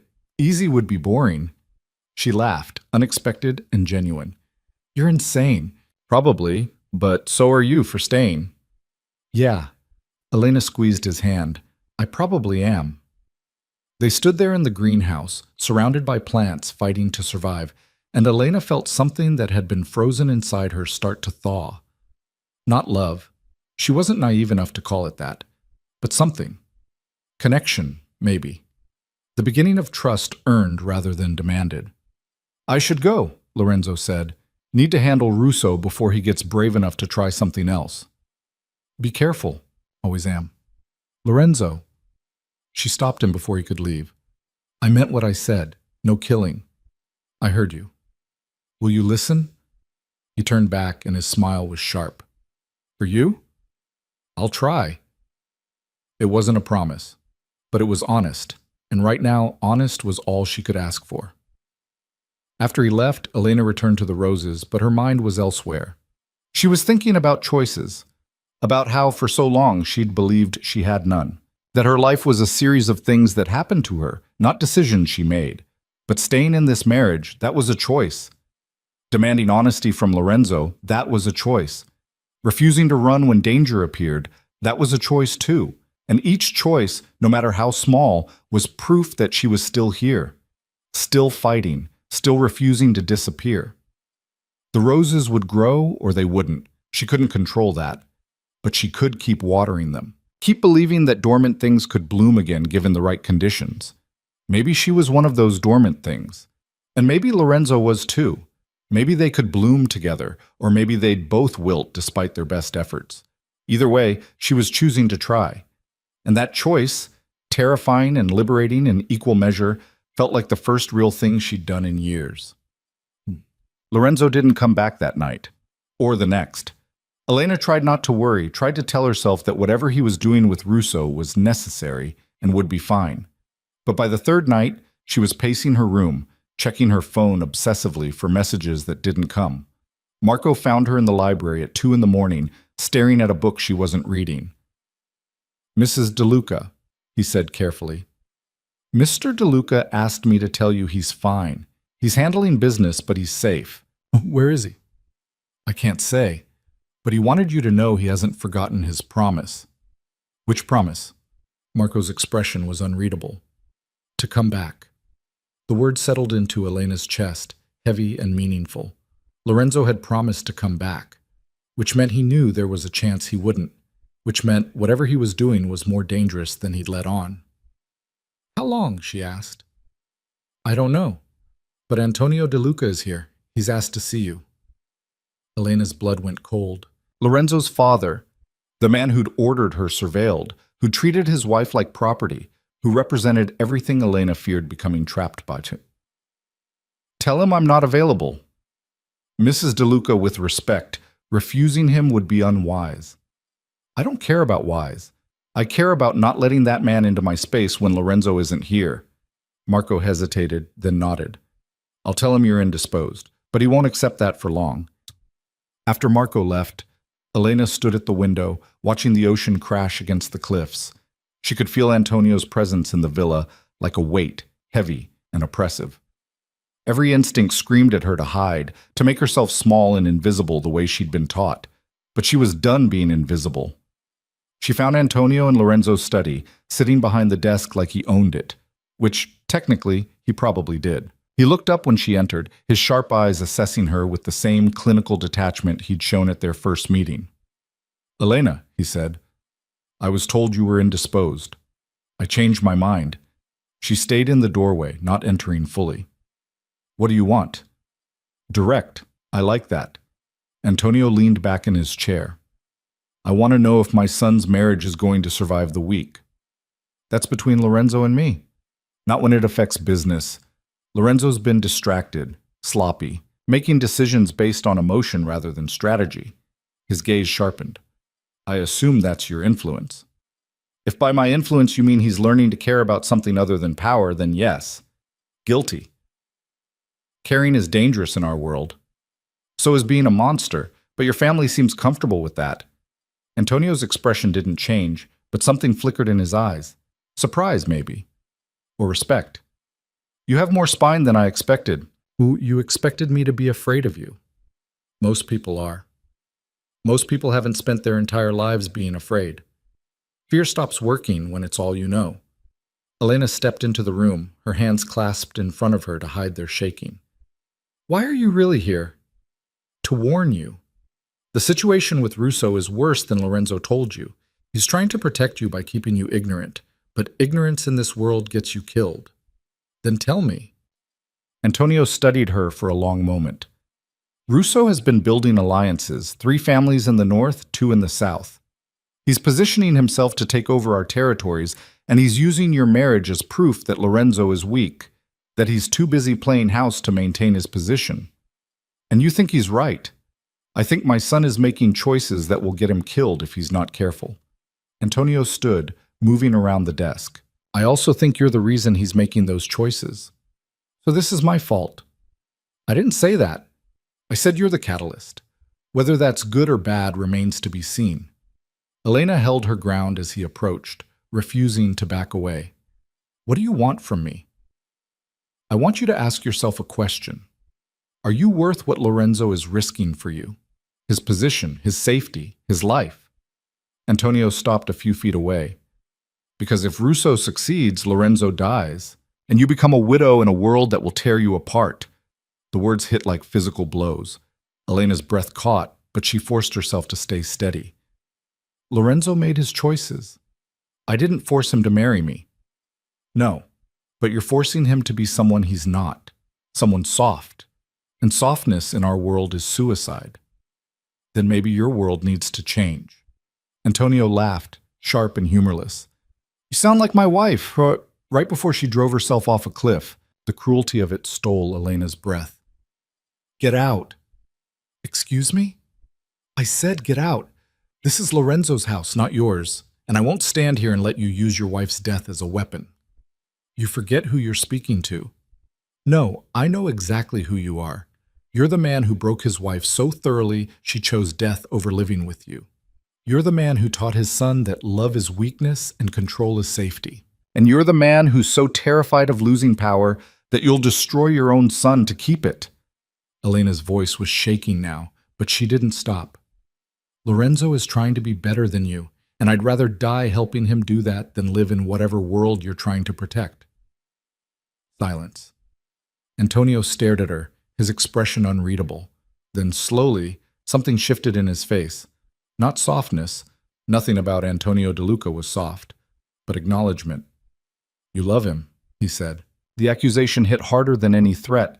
Don't bother denying it. I can see it. You love him enough to stand here and challenge me even though you're terrified.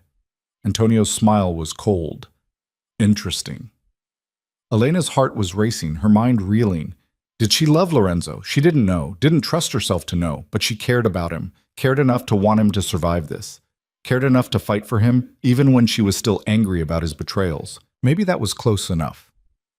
What Lorenzo and I have is none of your business, she said. Everything about my son is my business. Not anymore. He's a grown man. Let him make his own choices. Even if those choices kill him? Even then. Elena met Antonio's eyes. Because at least he'll die as himself, not as whatever you tried to make him. Antonio studied her for another long moment, then turned and walked toward the door. But he paused at the threshold, looking back. You're right. I broke my wife. I broke her because I didn't know how to love something without controlling it. His voice was flat, factual. Don't let Lorenzo make the same mistake. Then he was gone, leaving Elena alone in the study, her whole body trembling with adrenaline and fear and something else she couldn't name. She collapsed into the chair Antonio had vacated, pressing her hands against her face. That conversation had been the most terrifying thing she'd done since arriving at the villa. Standing up to Antonio De Luca, the man whose reputation preceded him like a storm, she must have been insane. But she'd done it. She'd stood her ground and refused to let him intimidate her. And more than that, she'd defended Lorenzo, had chosen him, even when she was still working through her anger and hurt. When had that happened? When had she gone from tolerating this marriage to actively fighting for it? She didn't have an answer. But sitting in Lorenzo's chair in his study, surrounded by the evidence of his life and work, she realized she wanted him to come home, wanted to see him walk through that door, safe and whole, and still trying to be better than his father. Come back, she whispered to the empty room. Please just come back. The ocean roared beyond the windows, and Elena sat in the darkness and waited. Lorenzo came back 4 days after Antonio's visit. Elena was in the music room playing piano because it was the only thing that kept her from losing her mind with worry. She heard the door open, felt his presence before she saw him. Her hand stilled on the keys. He looked exhausted. There was a cut above his left eyebrow, bruising on his jaw, and his shirt was wrinkled like he'd been wearing it for days. But he was alive, whole, here. You're hurt, Elena said. It's nothing. Lorenzo. Elena. He cut her off, his voice rough. Can I just be here for a minute, without questions? She nodded, moving over on the piano bench. He crossed the room and sat beside her, close enough that their shoulders touched. His hands rested on his knees, and she could see the split knuckles, the dried blood. They sat in silence, the only sound their breathing and the distant ocean. Finally, Lorenzo spoke. Russo won't be a problem anymore. Did you? No, I kept my promise. But let's just say he understands the consequences of threatening you. Elena wanted to ask what that meant, wanted details, but looking at Lorenzo's face, at the exhaustion, and something darker underneath, she realized she didn't need to know. Some things were better left unspoken. Your father was here, she said instead. Lorenzo's jaw tightened. What did he want? To warn me. To tell me I'm making you weak. You're not. I told him that. And I told him... She paused, the memory of that conversation still sharp. I told him he broke your mother and I wouldn't let him break you. Lorenzo turned to look at her fully, surprise written across his face. You said that to my father? Yes, and probably more than I should have. I might have told him to get out of your house. A laugh burst out of Lorenzo, unexpected and genuine. You threw my father out of the villa? Technically, I just told him to leave. He chose to listen. Elena. Lorenzo's hand found hers on the bench, his fingers threading through hers the way they had in the greenhouse. You're incredible, do you know that? I'm terrified, there's a difference. No, being terrified and doing it anyway. That's what makes you incredible. She looked at their joined hands, at the evidence of his violence next to her pianist's fingers. They were so different, but maybe that was okay. Maybe different could work. I was worried, Elena admitted. When you didn't come back, when Marco said it was dangerous, I thought, her voice caught, I thought maybe I'd never get the chance to figure out what this was, whatever we are. And what do you think we are? I don't know, not love, not yet, but She struggled for the word. Something. Something worth fighting for, worth staying for. Lorenzo lifted their joined hands, pressing a kiss to her knuckles. The gesture was gentle, careful, asking nothing. That's enough for me. Is it? Because I can't promise I'll ever fully trust you. Can't promise I won't wake up some days and still be angry about the surveillance or the lies or all the ways you failed me. I don't need you to promise anything. I just need you to keep choosing to stay, day by day, moment by moment. He met her eyes. And I'll keep choosing to be honest, to fail better, to be someone worthy of whatever small trust you can give me. Elena felt her throat tighten. This man, this dangerous, complicated, damaged man, was offering her something no one else ever had. Not perfection, not promises of happily ever after. Just the truth. Messy and difficult and real. Okay, she whispered. Okay. Okay. I'll keep choosing to stay, and you keep choosing to be honest. She paused. But Lorenzo, if this gets worse, if the danger escalates, you tell me. You don't try to protect me by hiding things. Deal. And Elena? Yeah? Thank you for standing up to my father, for defending me when I wasn't here, for being brave enough to be angry and scared, and still choosing this. She leaned her head against his shoulder, exhaustion hitting her suddenly. Don't thank me yet. I'm probably going to make this so much harder than it needs to be. I'm counting on it. His arm came around her shoulders, holding her carefully. Hard means real, and real is all I want. They sat there on the piano bench, neither speaking, just existing together in the quiet. Outside, a storm was building over the ocean, clouds dark and heavy with rain. But inside, in the music room, Elena felt something she hadn't felt in years. Safe. Not because Lorenzo would protect her from everything, but because he would be honest about the threats, would give her the information she needed to protect herself. Because he saw her as a partner, not a possession, and that, terrifying and uncertain as it was, felt like the foundation of something real. The first drops of rain hit the windows, and Lorenzo's grip on her tightened slightly. Storm's coming. I know. You afraid? Elena thought about the question. A month ago, she would have said yes, would have been terrified of storms and violence and all the ways the world could hurt her.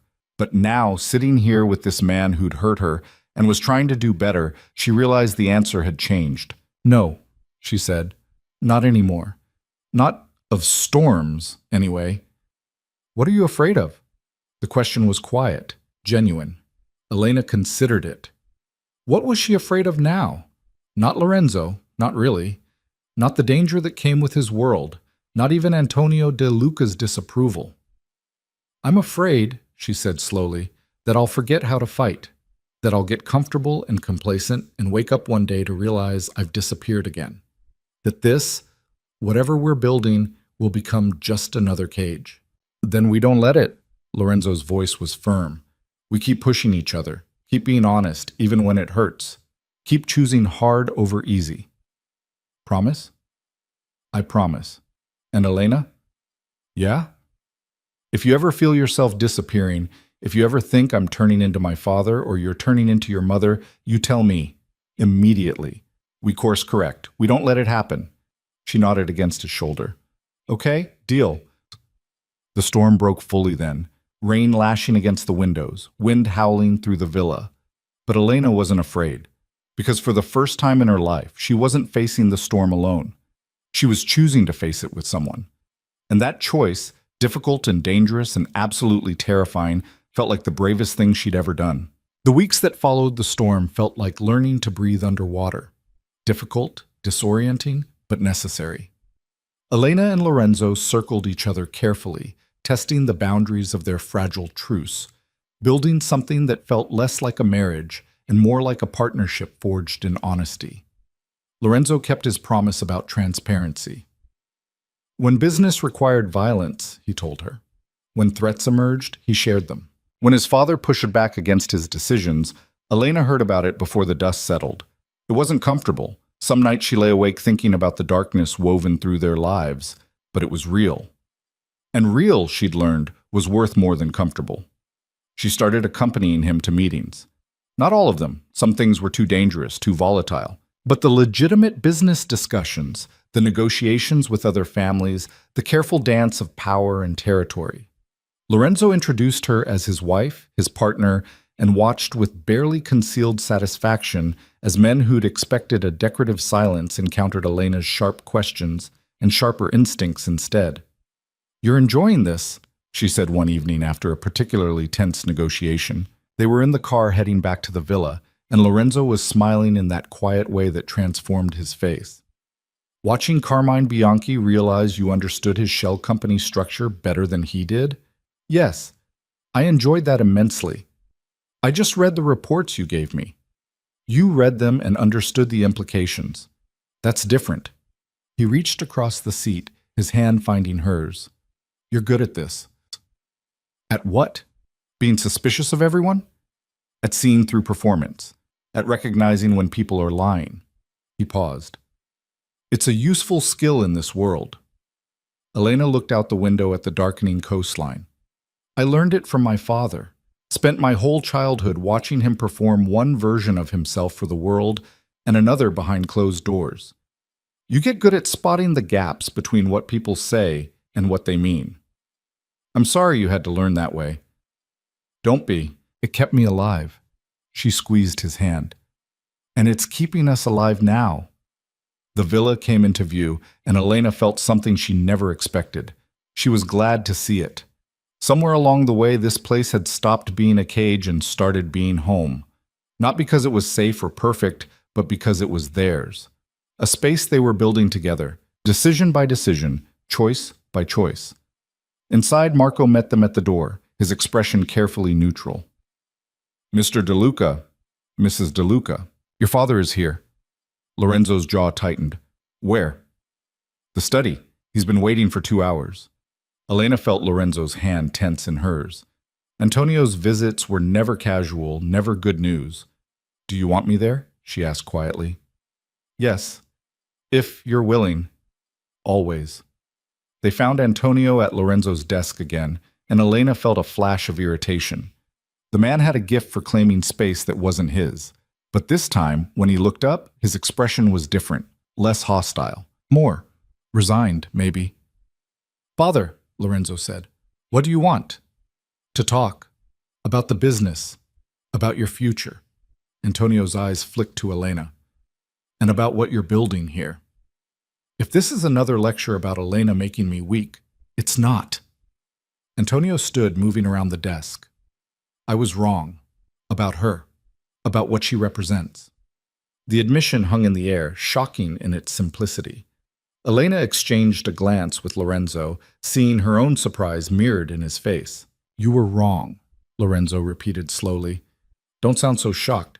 I'm capable of admitting mistakes." Antonio's mouth twisted. "Rarely, but capable." He looked at Elena directly. "You stood up to me, defended my son when he couldn't defend himself. That took courage. Or stupidity. I'm still deciding which." "Both, probably," Elena said. Antonio almost smiled. "Yes, both." He turned to Lorenzo. "The families in the north have backed down. Russo's allies scattered after his accident. Your position is secure, stronger than before, actually. Because they're afraid of what I'll do if they cross me. No, because they respect what you've built here. A partnership, an alliance that can't be easily broken or manipulated." Antonio's gaze moved between them. "I spent 30 years trying to teach you that power comes from control, but you're proving me wrong. Power comes from trust, from having someone at your side who'll fight for you even when you're not there." Lorenzo's hand found Elena's again, fingers threading together. "What are you saying?" "I'm saying I'm stepping back. The business is yours, the territories, the alliances, the decisions, all of it. I'm done." Antonio's voice was flat, but Elena heard something underneath. Relief, maybe, or exhaustion. "I'm an old man who broke his wife and nearly broke his son trying to build an empire. It's time to let you build something different." "Father, don't argue with me. For once, Just accept that I'm giving you what you wanted. Antonio moved toward the door, pausing beside Elena. Take care of him. He's softer than he pretends to be. I know, Elena said. So am I. Yes, I'm beginning to see that. Antonio looked at Lorenzo one more time. Your mother would be proud of you, of what you're becoming. I wanted you to know that. Then he was gone, leaving them alone in the study with the weight of that admission settling around them. Lorenzo sank into his chair, looking shell-shocked. Did that just happen? I think so. Unless we're both hallucinating. He's never admitted he was wrong about anything, not once in my entire life. Elena moved around the desk, leaning against it beside him. Maybe he's learning too, in his own broken way. You think people like him can change? I think people like him can recognize when they've caused damage. Whether that's the same as changing, she shrugged. I don't know, but it's something. Lorenzo pulled her into his lap, his arms wrapping around her waist. The gesture was becoming familiar, comfortable in a way that still surprised her. What do we do now? What do you want to do? He stopped, considering. I want to build something different. Not just continue what my father started, but actually change it. Make the legitimate businesses the priority, phase out the violence. He looked up at her. I want us to build something we're not ashamed of. That's going to take time. I know, years probably. But if we're going to do this, if we're going to make this marriage real, I don't want it built on blood and fear. Elena traced the cut above his eyebrow, the one from the Russo situation. It was healing, leaving a thin scar. You'll always have scars. We both will. The violence doesn't just disappear because we want it to. But we can choose not to add new ones. We can choose to do better, even if better is slow and imperfect. Okay, Elena said. Then let's do that. Let's build something better. Lorenzo kissed her then, gentle and searching, and Elena kissed him back, tasting possibility and hope and all the complicated emotions that came with choosing someone despite their flaws. When they broke apart, she rested her forehead against his. I'm still angry sometimes, she admitted, about the surveillance, about the lies. Sometimes I wake up and it hits me all over again. I know. And you should be. That anger is valid. But I'm also... She struggled for words. I'm also starting to believe you. That you're trying. That this could be real. It is real. Messy and complicated and imperfect, but real. Yeah. Elena smiled, small and genuine. It is. Check. 3 months later, Elena discovered she was pregnant. She'd been feeling off for weeks, exhausted, nauseous, emotional in ways that didn't match her usual patterns. She'd dismissed it as stress, as the weight of learning to navigate her new role in Lorenzo's business. But when she missed her period for the second time, she couldn't ignore it anymore. She took the test alone in her bathroom, hands shaking as she waited for the results. When the 2 lines appeared, clear and unmistakable, she sat on the floor and cried. Not from sadness or fear exactly, but from the overwhelming reality of it. She was going to be a mother. A child would be born into this world she was still figuring out how to survive in. A child who would carry both her damage and Lorenzo's, who would grow up knowing violence existed but hopefully never experiencing it directly. A child who would need her to be strong and present and not disappeared into silence. She didn't know if she could be that person. Didn't know if she was ready. But ready or not, it was happening. She found Lorenzo in the greenhouse working on the roses. They'd been growing slowly, gaining strength.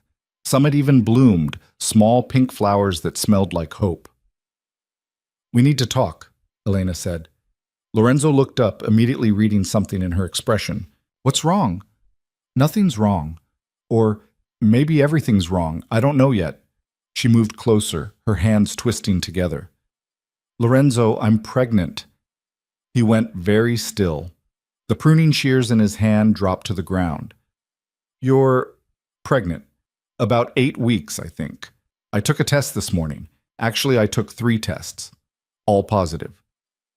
Lorenzo crossed the space between them in 2 strides, his hands cupping her face. Elena, how do you feel? Terrified, excited, nauseous, confused. She laughed, shaky and overwhelmed. All of it. I'm feeling all of it. Do you want... He stopped, recalibrating. What do you need? From me? From this? The question steadied her. Not what did she want to do about it, but what did she need? That distinction mattered. I need you to be honest with me about what this means, she said. For us, for the business, for the danger we're in. I need to know what we're bringing a child into. Lorenzo's hands moved to her shoulders, grounding. Okay, honestly, this changes things. A child makes us vulnerable in ways we weren't before. People will see them as leverage, as a weakness to exploit. So we're bringing them into danger. We're bringing them into our world. And yes, that includes danger. But it also includes us, two people who are choosing to do better than our parents did, who are trying to build something worth protecting. He paused. Elena, I can't promise you safety. I can't promise this will be easy, but I can promise that I will spend every day of my life making sure our child knows they're wanted, loved, not traded or used or turned into a chess piece. Elena's throat tightened. What if I can't do this? What if I become my mother, silent and broken and unable to protect them? You won't. How do you know? Because you're already fighting not to. Because you stand up to my father and demand honesty and refuse to disappear even when it would be easier. His hands moved to her stomach, resting there gently. You're the strongest person I know, Elena, and you're going to be an incredible mother. I don't feel strong. I feel scared. Good. Scared means you care. Scared means you're taking this seriously. He pulled her close, his arms wrapping around her. We'll figure this out. Together. Like we figure out everything else. Elena let herself lean into him, let herself be held. For so long, she'd equated vulnerability with weakness. But standing here pregnant and terrified and choosing to trust someone anyway, she realized vulnerability could be strength too. The strength to admit you couldn't do it alone. The strength to let someone else help carry the weight. I want this, she said quietly. I'm terrified, but I want this. I want us to be parents. I want to give this child what we never had. Then we will. Lorenzo pressed a kiss to her temple. We'll mess up. We'll make mistakes. But we'll do it together, and we'll do it better than our parents did. That's all we can promise. Is that enough? It has to be. They stood there in the greenhouse, surrounded by roses that were learning to bloom again, and Elena felt something shift inside her. Not the absence of fear. Fear was still there, sharp and insistent, but beneath it something else. Hope. Real, fragile, absolutely terrifying hope. She was going to be a mother, and Lorenzo was going to be a father, and together they were going to figure out how to raise a child in a world that was both beautiful and brutal, full of danger and possibility. It wouldn't be perfect. Nothing about their lives was perfect, but it would be real, and real was all that mattered. The pregnancy was difficult. Elena's body rebelled against the changes, morning sickness that lasted all day, exhaustion that made her feel like she was moving through water. Lorenzo hovered, protective and worried, until she finally snapped at him to stop treating her like she was fragile. I'm growing a human, she said one morning after he'd tried to physically carry her down the stairs. Not dying. I can walk. You almost fainted yesterday. Almost, but didn't. Lorenzo, you need to let me do things. I'm not disappearing just because I'm pregnant. He'd backed off after that, finding a better balance between protective and suffocating. But Elena could see the fear in his eyes every time she winced or moved too slowly. He was terrified of losing her the way he'd lost his mother, terrified that history would repeat itself despite his best efforts. I'm not her, Elena told him one night as they lay in bed. His bed now, not separate rooms. That change had happened gradually, naturally, until sleeping apart felt stranger than sleeping together. I'm not your mother, and you're not your father. We get to write our own story. I know, but knowing doesn't stop me from being scared. Good. Be scared. Just don't let fear make you controlling. Don't let it turn you into him. Lorenzo pulled her closer, his hand resting on her growing stomach. Promise me something. What? If I start becoming him, if you see me trying to control you or make decisions for you or treating you like you're breakable, you'll call me on it, immediately. Don't let me slide into those patterns. I promise. But you have to promise the same thing. If you see me disappearing, if I start becoming silent and small, you push back. You don't let me fade. Deal. They lay in the darkness, and Elena felt the baby move for the first time, a flutter, barely there, but unmistakable. She gasped, grabbing Lorenzo's hand and pressing it to her stomach. Did you feel that? I don't... Wait, was that... That was them. The baby. Lorenzo's expression cracked open, wonder and fear and love all mixed together. They're real. I mean, I knew they were real, but yeah, real. They stayed like that for a long time, feeling the small movements, the proof of life they'd created. And Elena thought about choices, about how she'd spent her whole life believing she had none. And now here she was, choosing to bring a child into the world. Choosing to build a family with a man who was still learning how to love without controlling. It was the scariest choice she'd ever made. It was also the most hopeful. 7 months into the pregnancy, Elena's father came to the villa. She was in the garden, moving slowly through the roses that were blooming fully now when Marco appeared with news that made her blood run cold. Giulio Vieri is at the gates, he said. Mr. De Luca said you should decide whether to let him in. Elena's hands went instinctively to her swollen stomach. She hadn't seen her father since the wedding, hadn't wanted to. He represented everything she was trying not to become. Silence, control, the slow death of self. But he was still her father, and some part of her needed to face him, to show him what she'd become. Let him in, she said. But Lorenzo stays with me. Already here. Lorenzo appeared beside her, his hand finding the small of her back. You don't have to do this. Yes, I do. They met Giulio in the main sitting room. He looked older than Elena remembered, grayer, worn down by something she couldn't name. His eyes tracked over her, stopping on her pregnant stomach with an expression she couldn't read. Elena, he said, you look well. I am well. And pregnant, I see. Congratulations. The word felt hollow, perfunctory. Elena's jaw tightened. Why are you here? To see my daughter. To see how you've... He stopped, searching for words. To see if you're happy. Since when do you care if I'm happy? Giulio flinched. It was subtle, easily missed, but Elena saw it. I care more than you think. You had an interesting way of showing it, trading me like currency, teaching me that silence was survival, making sure I knew my only value was in being useful to your alliances. I was trying to protect you. By making me invisible? Elena's voice rose despite her best efforts. By teaching me to disappear? That's not protection, Papa. That's erasure. Lorenzo's hand squeezed her back gently, a silent reminder that he was there, that she wasn't alone in this. Giulio looked at Lorenzo, then back to Elena. I see he treats you well. He treats me like a person, like someone whose opinions matter, like someone who exists. Elena took a breath, steadying herself. I'm not here to punish you. I'm not even here to forgive you. I'm just here to tell you that I'm choosing differently, for my child, for myself. I'm choosing to exist loudly instead of quietly. And that choice, that's my final rejection of everything you taught me. Silence. Giulio's expression shifted through several emotions. Pain, regret, something that might have been pride. Your mother would be proud of you. Mama is still alive. You could tell her yourself if you bothered to see her as something other than a ghost. She's not present because you spent 30 years teaching her that presence was dangerous, Elena cut in, just like you taught me. But I'm breaking that pattern, and maybe, if you tried, you could help her break it too. Giulio looked away, and Elena saw the truth in his face.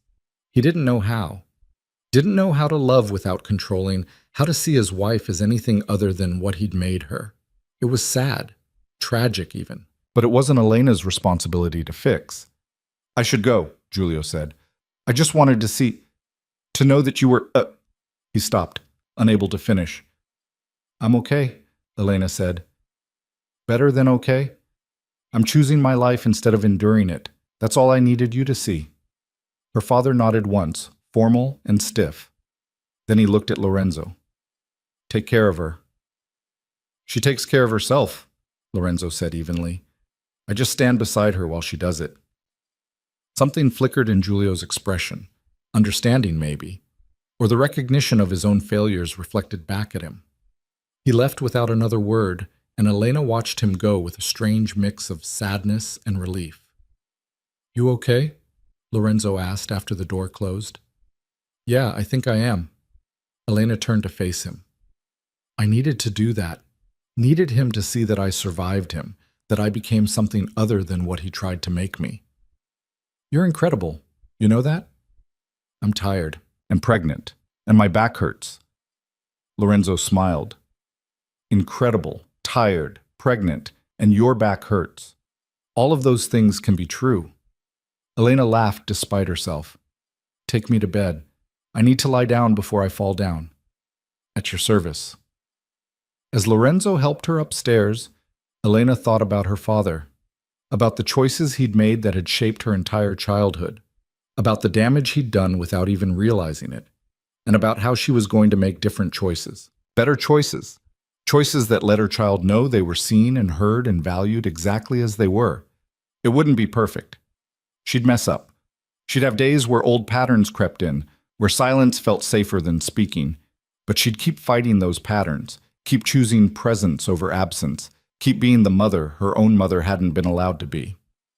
And that, she thought as Lorenzo settled her into bed and pressed a kiss to her forehead, was enough. Elena went into labor 3 weeks early, on a Tuesday morning when the ocean was glass calm and the sky was that perfect blue that made everything seem possible. The pain came in waves, manageable at first, then overwhelming. Lorenzo drove too fast to the hospital, his knuckles white on the steering wheel, terror written across his face. Elena would have found it funny if she wasn't too busy breathing through contractions that felt like her body was trying to tear itself apart. "I can't do this," she gasped between contractions. "Yes, you can." "No, I'm serious. I've changed my mind. I don't want to do this anymore." Lorenzo's laugh was half hysterical. "Little late for that." "This is your fault. I accept full responsibility." "You should. You and your—" Another contraction hit, stealing her words. When it passed, she grabbed his hand so hard he winced. "If you ever come near me again, I'll kill you." Noted. The delivery was long, painful. Elena screamed and cursed and threatened Lorenzo's life at least 15 times. But when the doctor finally placed the baby on her chest, a girl, tiny and pink and screaming with impressive volume, everything else disappeared. "Hi," Elena whispered, staring at this impossible creature they'd made. "Hi, I'm your mom." The baby stopped crying, her dark eyes, Lorenzo's eyes, finding Elena's face. And Elena felt something inside her break open completely. Not the painful breaking of trauma, but the good kind. The kind that let light in. "She's perfect," Lorenzo said, his voice rough. "Elena, don't say perfect. She's real. That's better." "Okay. She's real. And ours. And—" His voice cracked. "I'm so proud of you." Elena looked up at him, at this man who'd been watching her with undisguised awe for the past 10 hours. "I couldn't have done it without you." "Yes, you could have, but I'm glad you didn't have to." They named her Sophia after Lorenzo's mother. It felt right, taking the name of a woman who'd been broken and giving it to a child who would be taught to be strong, who would grow up knowing she was loved, not for what she could give or how useful she could be, but simply because she existed. The first few weeks were chaos. Sophia didn't sleep. She cried constantly. Elena was exhausted and overwhelmed and terrified she was doing everything wrong. Lorenzo helped when he could, but he was also navigating the business changes he'd promised, trying to build something legitimate while old enemies circled. One night, when Sophia was 3 weeks old and screaming for the 4th time that night, Elena broke down. "I can't do this. I'm failing her. I don't know what she needs, and I'm so tired I can't think, and—" "Elena." Lorenzo took Sophia gently, holding her against his chest. "You're not failing, you're learning. We both are." "But what if I mess her up? What if I teach her all the wrong things, or should I—" "Then we'll figure it out, together. That's all we can do. Try our best and fix our mistakes when we make them." He swayed gently, and Sophia's cries started to quiet. You're a good mother, even when you don't feel like it. How do you know? Because you care enough to worry, because you're fighting not to repeat your parents' mistakes, because you're here at 3 in the morning, terrified but trying anyway. He looked at their daughter, his expression soft. That's all she needs. Your presence, your honesty, your love, imperfect as it is. Elena wiped her eyes, exhaustion and emotion making everything feel too big. I love you. I don't think I've said that yet, but I do. I love you, even though you're still learning and you still mess up sometimes and you're not perfect. Lorenzo looked up, surprise and something else flickering across his face. You love me. Yeah. Terrifying, right? Completely. He crossed to her, Sophia still in his arms, and kissed Elena gently. I love you too. Have for a while, actually. Was just waiting for the right time to say it. Is 3 in the morning while our daughter screams the right time? Seems as good as any. Elena laughed, exhausted and happy and overwhelmed. We're a mess. Yeah, but we're a mess together. Sophia chose that moment to let out another wail, and they both groaned. But as Lorenzo handed her back to Elena for feeding, as they settled into the rhythm they were still learning, Elena felt something she'd never felt before. Complete. Not because Lorenzo had fixed her, or because Sophia had filled some void, but because she'd chosen this, had chosen to build this family, to love these people, to exist loudly and imperfectly and really. She'd chosen. And that choice had changed everything. 6 months later, Elena stood in the greenhouse with Sophia on her hip, showing her the roses. See these? She said, even though Sophia was too young to understand. These were dying when I got here. Everyone thought they were dead, but they just needed time and care, and someone who believed they could bloom again. Sophia grabbed at a pink flower, her chubby fist closing around the petals. Elena gently extracted them before any damage was done. Gentle, she said. We're gentle with things that are growing. Lorenzo appeared in the doorway, leaning against the frame. Teaching her about roses? Teaching her about second chances. He smiled, crossing to them. Sophia immediately reached for him, and he took her, settling her against his chest. How was the meeting with the lawyers? Good. The foundation paperwork is almost done. We should be operational by next month. The foundation had been Elena's idea, using some of Lorenzo's money to help women leaving dangerous situations, providing them with resources, housing, therapy, giving them the tools to choose their own futures. It felt right, taking what they'd learned from their own damage and using it to help others. Your father would hate it, Elena said. Probably. But he's retired. Doesn't get a vote. Lorenzo kissed Sophia's head. What do you think, little one? Should we help people who need it? Sophia gurgled, which they chose to interpret as approval. She's brilliant, Lorenzo said seriously. Already solving complex moral questions. Elena laughed. She'd just spit up on your shirt. Even more brilliant, she knows how to assert dominance. They walked through the villa together, and Elena marveled at how different this felt from those first awful weeks. How they built something real out of fear and damage and desperate hope. It wasn't perfect. They still fought, still struggled, still had days where old patterns crept in, and they had to consciously choose differently. But it was theirs. Built on choices instead of obligations, on honesty instead of performance, on two people who'd been taught to disappear learning to exist together instead. That night, after Sophia was asleep and they were curled together in bed, Lorenzo said, "Are you happy?" Elena considered the question. Was she happy? Not in the simple, uncomplicated way happiness was supposed to feel, but in a deeper, more complex way. Happy because she was choosing this life, because she was present in it, because she'd stopped disappearing. Yes, she said. I'm happy. Scared sometimes. Overwhelmed often, but happy. Good. That's all I want. For you to choose this. Every day. Not because you have to, but because you want to. I do want this. Elena turned to face him. I want you. I want Sophia. I want this complicated, messy, imperfect life we're building. I want all of it. Lorenzo kissed her, slow and deep. Then let's keep building it, together. Together, Elena agreed. Outside, the ocean crashed against the cliffs. relentless and eternal. Inside, Elena lay in her husband's arms and felt something she'd never thought possible. Peace. Not the absence of struggle, but the presence of choice. The knowledge that whatever came next, she wouldn't face it by disappearing. She'd face it by choosing, by fighting, by existing as loudly and messily and really as possible. She'd been the silent bride, the traded daughter, the woman who learned to survive by becoming invisible. But she wasn't that anymore. Now she was Elena DeLuca. Wife, mother, partner. Woman who painted angry oceans and grew roses from dead things and loved imperfectly but honestly. She was the woman who chose. And that choice, brave and terrifying and absolutely real, had changed everything. In the nursery down the hall, Sophia slept. In the greenhouse, roses bloomed.